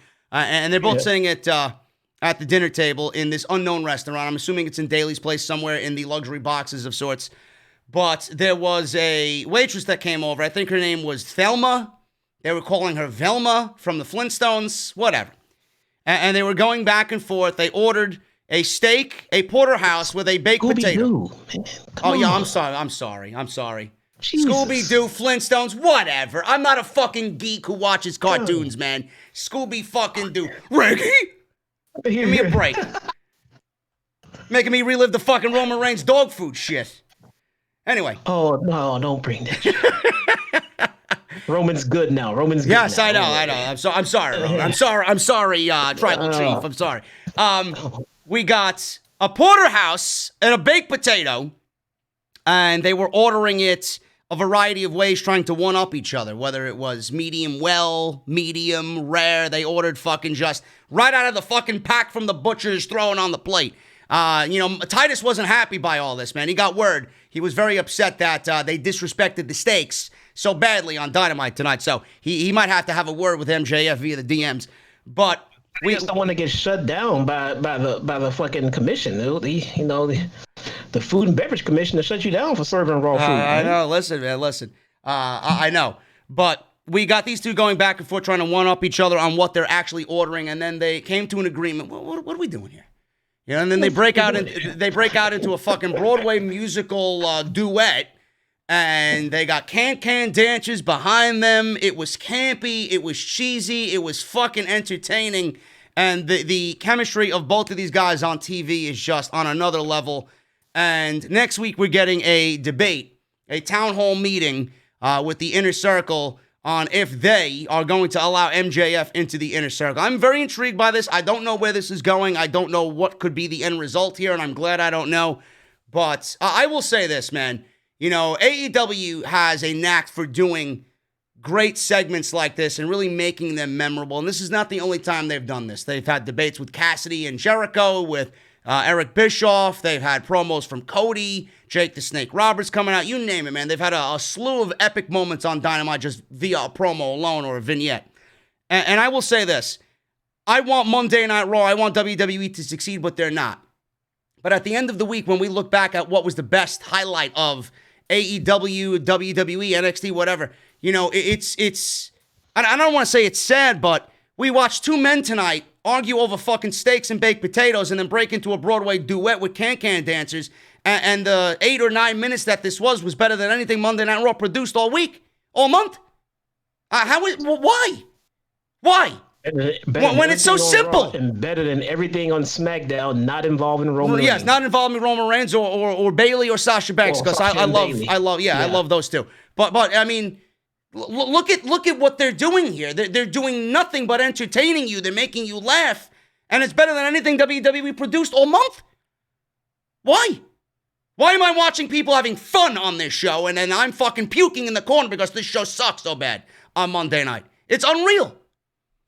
You're not allowed to have fun. Imagine this. Do you really think someone in AEW creative came up with this whole segment and then gave Jericho and MJF scripts? No. And choreographed everything and told them to go out there and do it? This is all their brainchild. I got no facts on this, but I'm ready to tell you this the fucking truth. No. Yeah. Jericho and MJF were on the phone on Thursday following Dynamite last week. All right, bro, what are we going to do? What are we going to do? We're going to argue over steaks. We're going to argue over baked potatoes. You're going to order your steak medium. I'm going to order it medium well. And then we're going to go all the way down on every fucking temperature that steak could be cooked until we just come to an agreement. What are we doing? And then we're going to break into a duet. And everyone's going to love it. Simple. Conversation probably took about 3 minutes. And then they created gold on television tonight. Simple. That's awesome, man. I never saw that coming. Not for a second. You know how you get stuff like contract signings, you know what's gonna fucking happen. They're gonna sign and they're gonna whoop some ass after it. You just wrestling lore tells you what's supposed to happen. I didn't see this shit coming. Nope, not at all. And I loved every minute of it. Yeah. Britt Baker with Rebel. Oh God, Reba, damn it. whatever the fuck her name is, versus Kylan King. This one, listen, bro, listen. Your favorite dentist is on Dynamite. She looked very good. Now, Kylan King has been on Dark. She's been a staple on Dark. I'm not really familiar with her because I don't watch Dark. Do you have any familiarity with Kylan King? She's not very fluid in the ring. I've been seeing her on Dark the last few weeks. She could improve with a lot of her moves. I see her waiting and not being in the right spot at the right time and just looking really awkward. I was surprised to see her on Dynamite tonight. I don't know how she made it up here, but she is nowhere as good as some of the other enhancement talents in the women's division they've actually been having. Well, this was pretty academic here. Baker wins in about 3-4 minutes. Baker won with a lockjaw, I believe, or was a curb stomp, I think it was, whatever the case may be. She won the match, and she is on her way and winning matches and on her way to Hikaru Shida, I'm assuming, at the pay-per-view. Looks like that's what they're setting up for. What do you think about that? We may be seeing Hikaru Shida drop that title to Britt Baker. I was legit playing COD during this match. You were cooking COD? What? I was playing Call of Duty Mobile. I know you said that she looked like she got better. What a shame. I see people in the chat saying that she got better. Baker's on fucking television. Really, bro? I mean, I was glued to the fucking television, man. My eyes didn't stray from Britt Baker, bro. Bro, come on.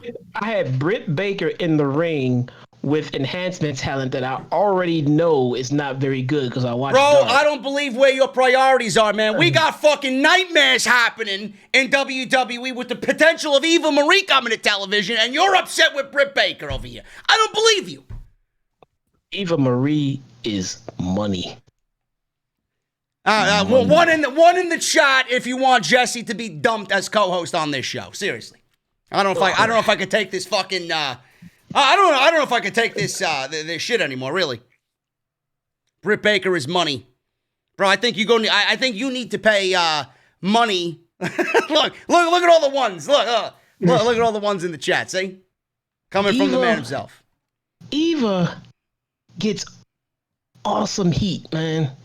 Now they started her career off like garbage, but before she left, I think they hit her stride. I think they finally hit her stride, man, and they finally got her in the right, just obnoxious heel spot. I like where she left. I hope they come back right to that. She hit her stride, huh? She needs to jump on a bike and stride off into the fucking sunset away from WWE. It's awesome. Can't wait. I kind of like Eva Marie in the same vein I like Vicky. I love how much they just irritate people on purpose. Now, when Eva was in the ring and trying to be sold as a legit wrestler, Jesus Christ, no, fuck no. But the way that she left, yes, bring it back. Bro, listen, like that. You just landed this cursor on you for the rest of the podcast. Thank you. Oh, God damn it, no. No, don't put your fucking. All right, moving on from fucking Britt Baker, man. You're gonna give me a fucking cavity with all this talk. We got Steve-O from Jackass, MTV's Jackass, or what was formerly MTV's Jackass. He was with Darby Allin, and Darby did a stunt called the Body Bag Roll-In, and he was on top of a skateboarding rink, and he rolled down this huge-ass ramp in a body bag. Steve-O unzipped it, and Darby was gasping and said he's going to win the TNT title. That's pretty much it. I thought, it was a little fucked up. I mean, I wouldn't do it, but I've seen Steve-O do worse, or I've seen Steve-O a part of worse. But Darby, listen, man, he is the prime candidate to take that title off of Cody Rhodes. Do you see that happening at all at the pay-per-view? Yeah. You see Darby Allin taking the title off of Cody Rhodes? No. No. Okay. I mean, what do you think? Come on. I don't know. I'm asking you. There's no way. There's no way. Right now, it just feels like there's no way right now. Because he just won it back from Brody. I know. Listen, man, we've seen stranger things happen in this company. We don't know. Look, man, I'm at the odds right now. Because if Darby wins this title, I'll be happy for the fact that Darby won a title. And he's a awesome babyface to hold that title. It'd be fantastic. But I'd be pissed in the sense of, why did Cody need to come back just to beat Brody Lee to drop the title to Darby Allin? Darby could have beat Brody Lee if that's what they wanted. Yeah, I guess you're right. Yeah. Listen, man. Darby with that title is a very interesting aspect. That's all I'm saying. We'll see. That's all I'm saying. We got Dynamite happening next week, guys. Page versus Wardlow, Omega versus Fenix. 2 matches in the Eliminator tournament. This one's going to make my boy Vandelli very excited. Vandelli's in the chat. I know he's excited. Tay Conti versus Abaddon next week on Dynamite, man. Oh, my goodness. We get to dissect Abaddon next week, Jesse. I have questions. What? You watch Dynamite every week. Yeah. I watch Dynamite every week. I also watch Dark every week. Yeah. Now, with that being said, between what I know about Dark and Dynamite and what you know about Dynamite and from what I've been telling you about Dark, please explain to me how Abaddon is the number 3 fucking contender for that title. I don't know. Where the fuck she been, man? Has she been eating souls in her absence? I don't know. I have no clue. None. I don't know. I don't know how. I mean, dude, unless they were holding fucking super dark matches after dark somewhere, how did she get these wins? How? Telling you, man, she's been eating souls. I don't know. She's been taking graves and taking names. I don't fucking know what she's doing. Maybe she's been learning how to work, dude. I mean, something. I don't know. It's going to be interesting to dissect Abaddon. I haven't seen her since she's beaten Anna Jay on Dynamite, but maybe she's gotten better. We'll see. But we got Cody versus Orange Cassidy next week for the TNT title lumberjack match and the Inner Circle Town Hall where MJF might or might not be added to the Inner Circle. We got the number one contender tag team title match, Fatal 4-Way. The Young Bucks versus Private Party versus Butcher and Blade with the Bunny is back. And Alex Reynolds and John Silver, the Beaver Boys, Dark Order. I said this to you, Jesse, via text. You know, Butcher and Blade were excellent when they were not with the Bunny. And now that they've got the Bunny back, they just look complete. They just look more like a legit tag team. I'm happy to see the trio back together. I think that's going to be a big deal for them. Yeah, that was a very, very poor decision to separate them. Not only that, when they separated them, they put her with the Nightmare family and had her with Brandy. Yeah. None of it ever clicked. It never made sense. It never felt like it was about to make sense. And thank God somebody else saw that and said, just put this girl back where she belongs, please. Yeah. And now they look right. Yeah. This was a very good match. Just solid 15 minutes towards the end of Dynamite. Just all-out action. Tag team division in AEW is just so great.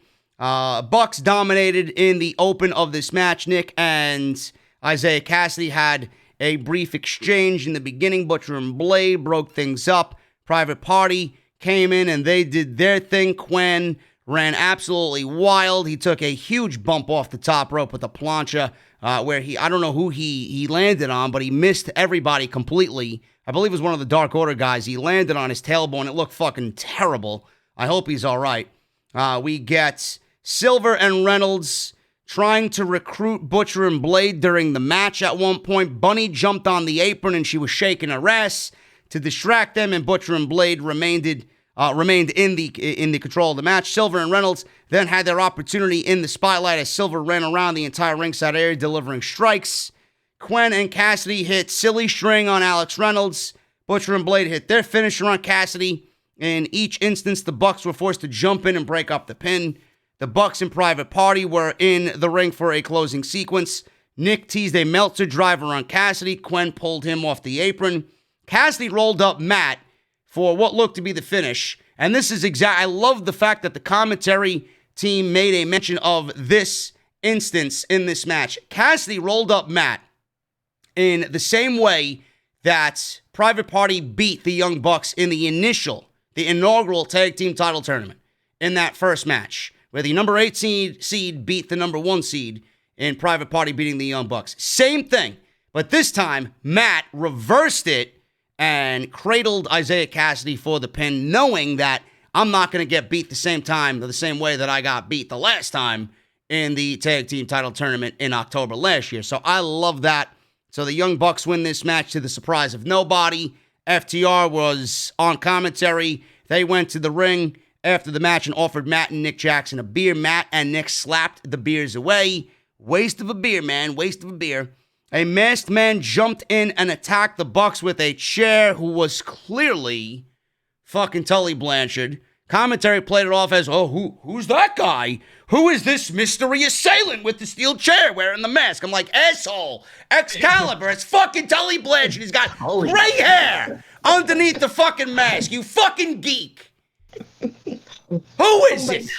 I was so confused. It's Vince McMahon. I'm listening to commentary. I'm like, first I saw like, oh crap, here comes Tully. And then commentary, who is this masked man? Like, Tully.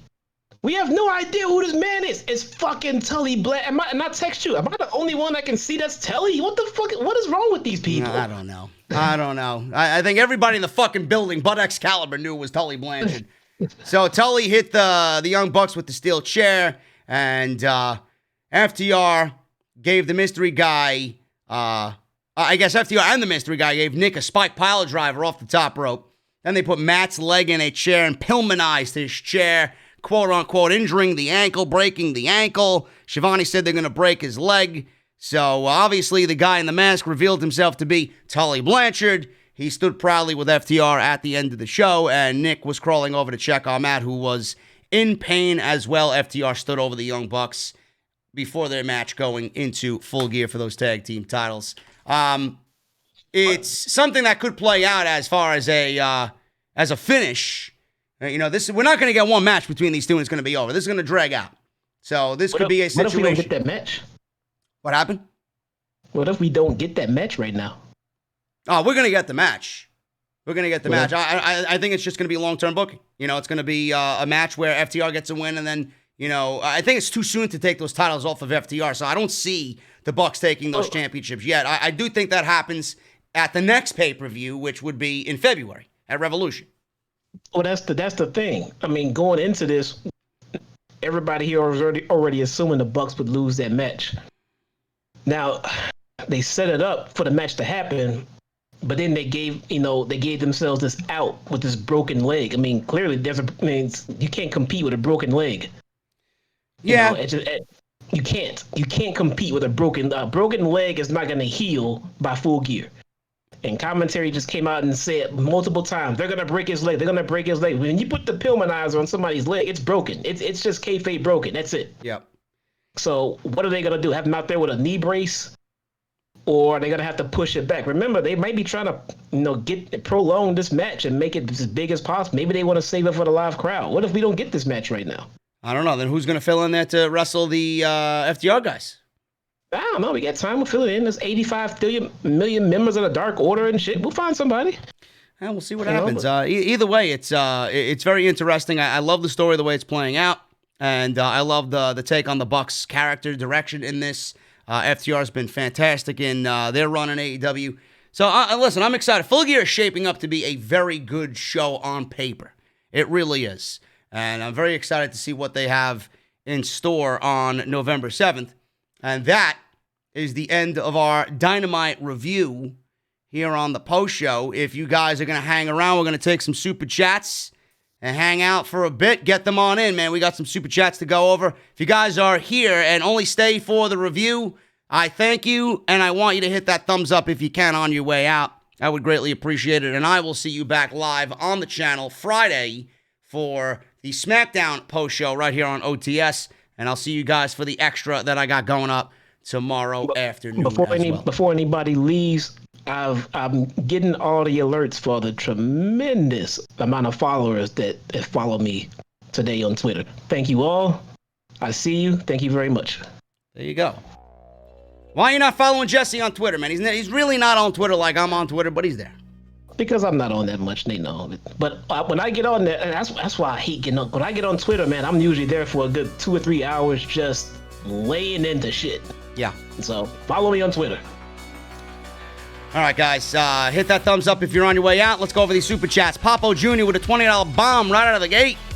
I want to share this with the OTS family that when the clock strikes 12 a.m., I will officially turn 36 years old, bro. I'm looking at my clock on my PC, 12:04 a.m. Happy birthday, brother. Happy 26. I'm so grateful and happy to be part of a community that welcomed me with open arms, with love and care. Thank you. Have a good one, Papo. Have a cold if you're a drinker, have a cold beverage. Enjoy yourself and enjoy the day, man. No, CT Ray, I do not have Instagram. No. JP5150 with a $5 super chat. Pentagon Phoenix always killing it, and Mad King showing the world that he is as legit as they come. Show was great except for the doctor. She was not. Thank you. Who was that? Who was that super chat? JP5150. That guy's smart. He is. He is. He's the source of truth, like he says. Like that guy. Jacob Donnelly with a $5 super chat. This was a damn good episode tonight. I thought it flowed well. Great matches, and MJF and Jericho might be one of my favorite segments of the year. I agree, Jacob. Thank you very much for the $5. Cesar Rodriguez, $4.99. Sorry about your Braves, man. With my Red Sox being out, I cheated for the Braves. You guys have such a bright future. Hopefully the Sox get back. Cora. Listen, man, Braves were injury-plagued. I'm surprised that they made it as far as they did. At one point, I didn't even think they were going to win the division, so I'm happy we got where we got. And what happened with the game tonight? Did the Dodgers win? Let me check. Let me check what's going on with the scores. And the Rays tied it up 6-4. Now it's 1-1. 1-1. The series is tied 1-1. Rays beat the Dodgers 6-4 tonight. Listen, if the Braves lost to the Dodgers and the Dodgers go on to win the World Series, it's less of a blow because they had lost to the World Series champion. So Next year should be good. Next year should be good.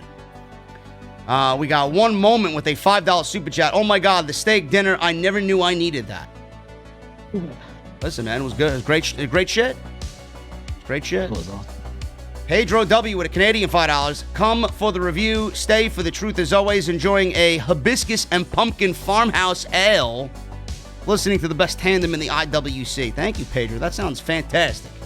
Hibiscus and pumpkin farmhouse ale. Love it. Gus with a $5 super chat. The Bunny and the Blade reunited and it feels so good, he says. Jesse and I both agree. Wilhelm Rupenshire, still probably my favorite name out of all these super chats.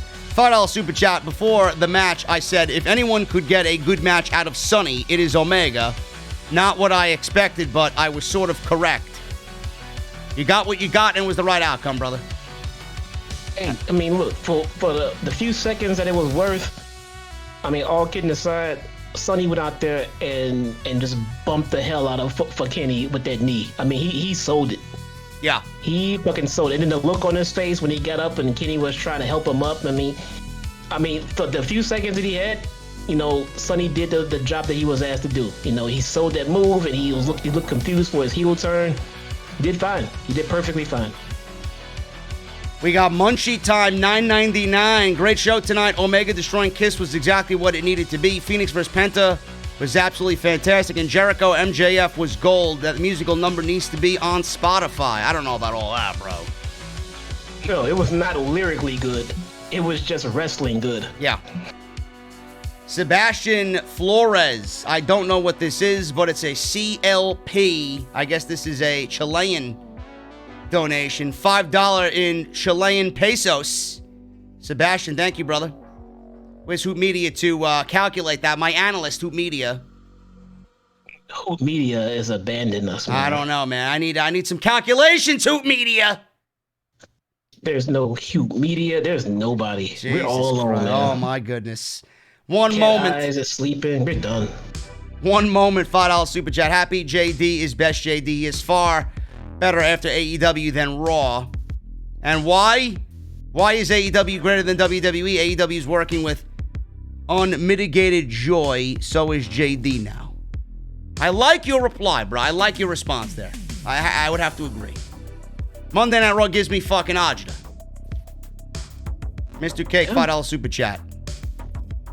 Hey, JD, got my Ace of Spades anniversary figure today. Love FTR breaking the Bucks' legs. Excellent strategy. After 4 years, the Bucks will eat their words. Thank you, Mr. Cake. I don't know exactly what you're talking about, but Ace of Spades, what? The hand cannon? I don't Ace of Spades anniversary figure today. You talking about the Destiny hand cannon? The Hunter Exotic? Or you're talking about Lemmy from Motorhead? What are you talking about? No idea. I don't know. Pedro became a new member. Thank you, Pedro. World of Wrestling, $10 super chat. Hey, if Darby Allin likes body bags so much, he should have went to WWE. They are good at killing people's careers. Ha ha ha ha. I see what you did there. That's just wrong. Also, Jericho and MJF segment, I was expecting Frank Sinatra to show up out of his coffin. LOL. It's great. They could have got Frank Sinatra Jr. Would have been the same thing. Sounds exactly like his father. Yeah, he does. Gino with a $4.99 super chat. Pat McAfee was the last thing we saw in NXT tonight. Oh my God, you fucking you spoiled serious? It, so I don't have to watch it now. Are you fucking serious again? You spoiled it. Don't have to watch it now. Wow, man, NXT is fucking taking a nosedive into fucking Monday Night Raw territory. Oh my goodness.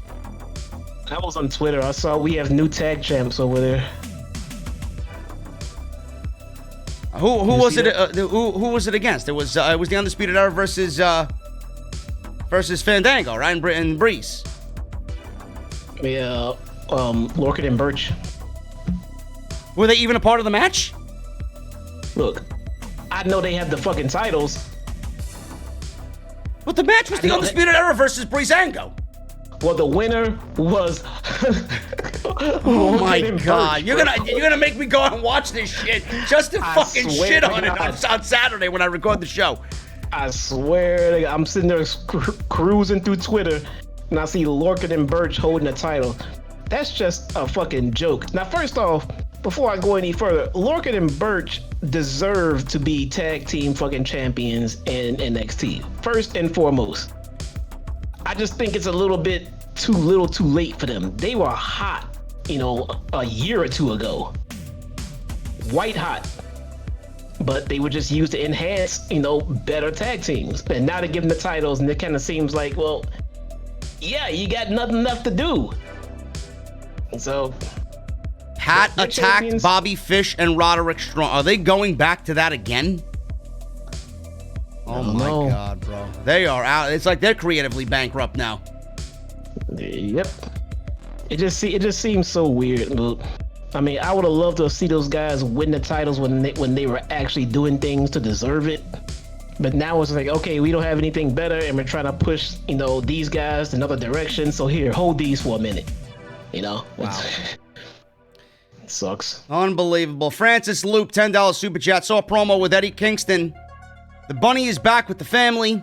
Won't be surprised if they are the ones to fight the Nightmare Family in Blood and Guts. They need 2 more members. I don't think we'll be seeing Blood and Guts anytime soon, but hopefully soon. Eddie Kingston, Bunny back. Good stuff there. Thank you, Francis. He also says, but Dark usually shows 9 to 16 matches featuring a lot of developmental talent. I don't see how 1 hour is enough. 2 hours on Saturday afternoon is great. For the AEW extra hour. 1 hour, bro, listen, I don't want so much hours of AEW television. The more you do, the less impact the show has. We look forward to the show now because of its 2-hour format. If this show was 3 hours every week, I think we would be burnt out by now. That's what I don't want. 1 hour, if they give me 1 hour on a Saturday night, I'm there. I'm there. Hey, Derek Davis wants to know if you're gonna watch Halloween Havoc next week. Probably. Look, I want to see Johnny maybe be Priest for the title. We watch NXT for the most part. We won't be reviewing it. I mean, there's no sense in reviewing it because nobody fucking watches it.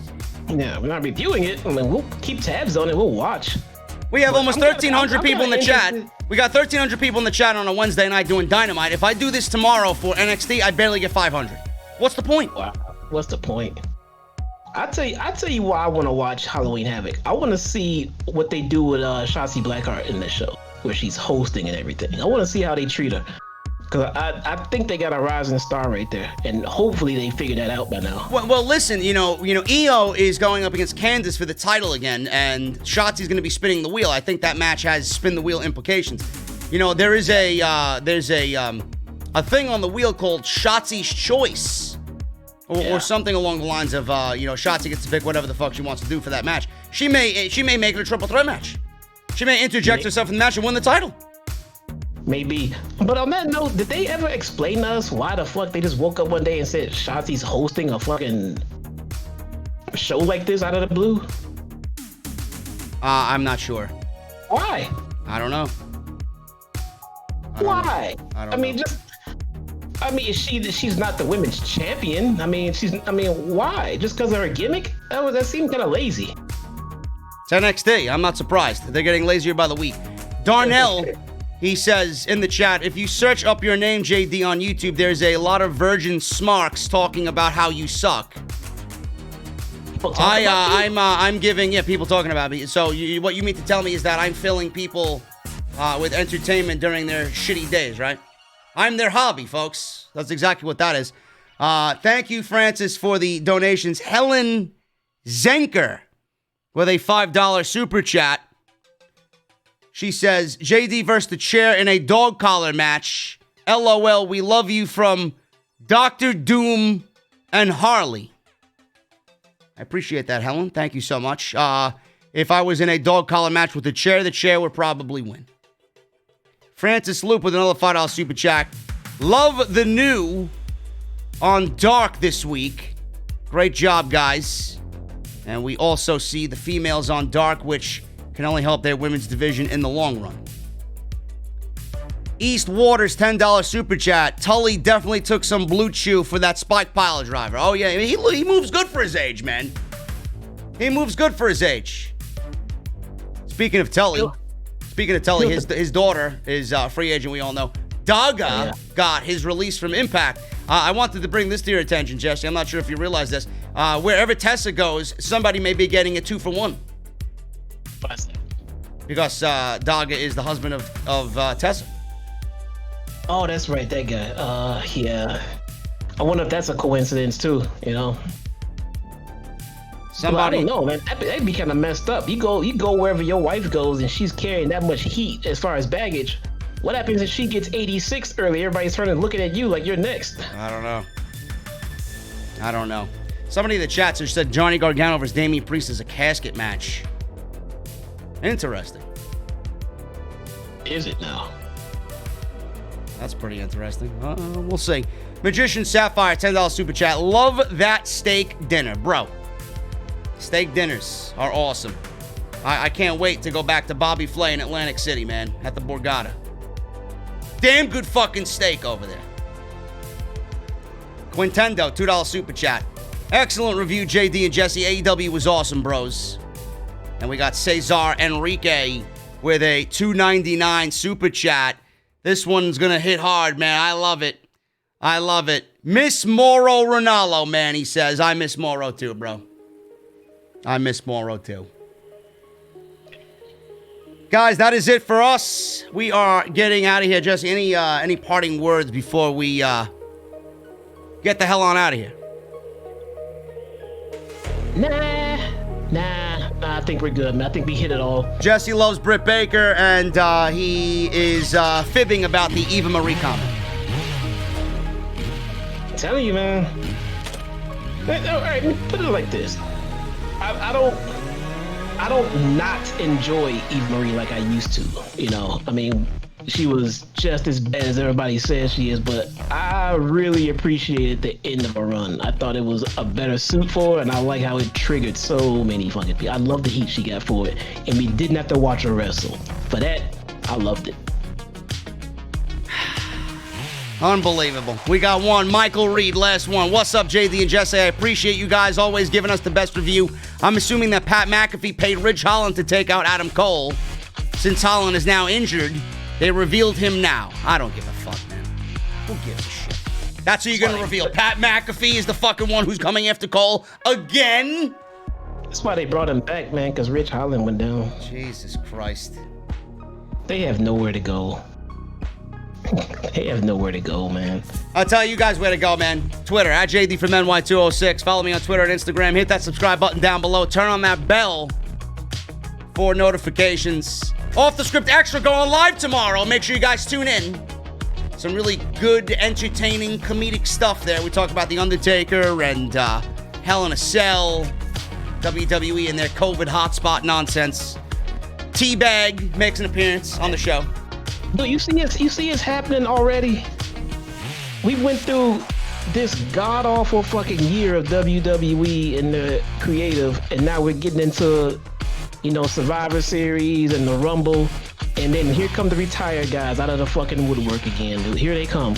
We're getting Goldberg. Listen, bro. Listen, we're gonna talk about it on the podcast Saturday. I got a whole spiel I got going on. Here they come. I know. Here they go. All right, me and Jesse getting in the Mustang. You guys know what's coming up, man. This guitar solo's coming up. I want to see all those guitar emojis in the chat.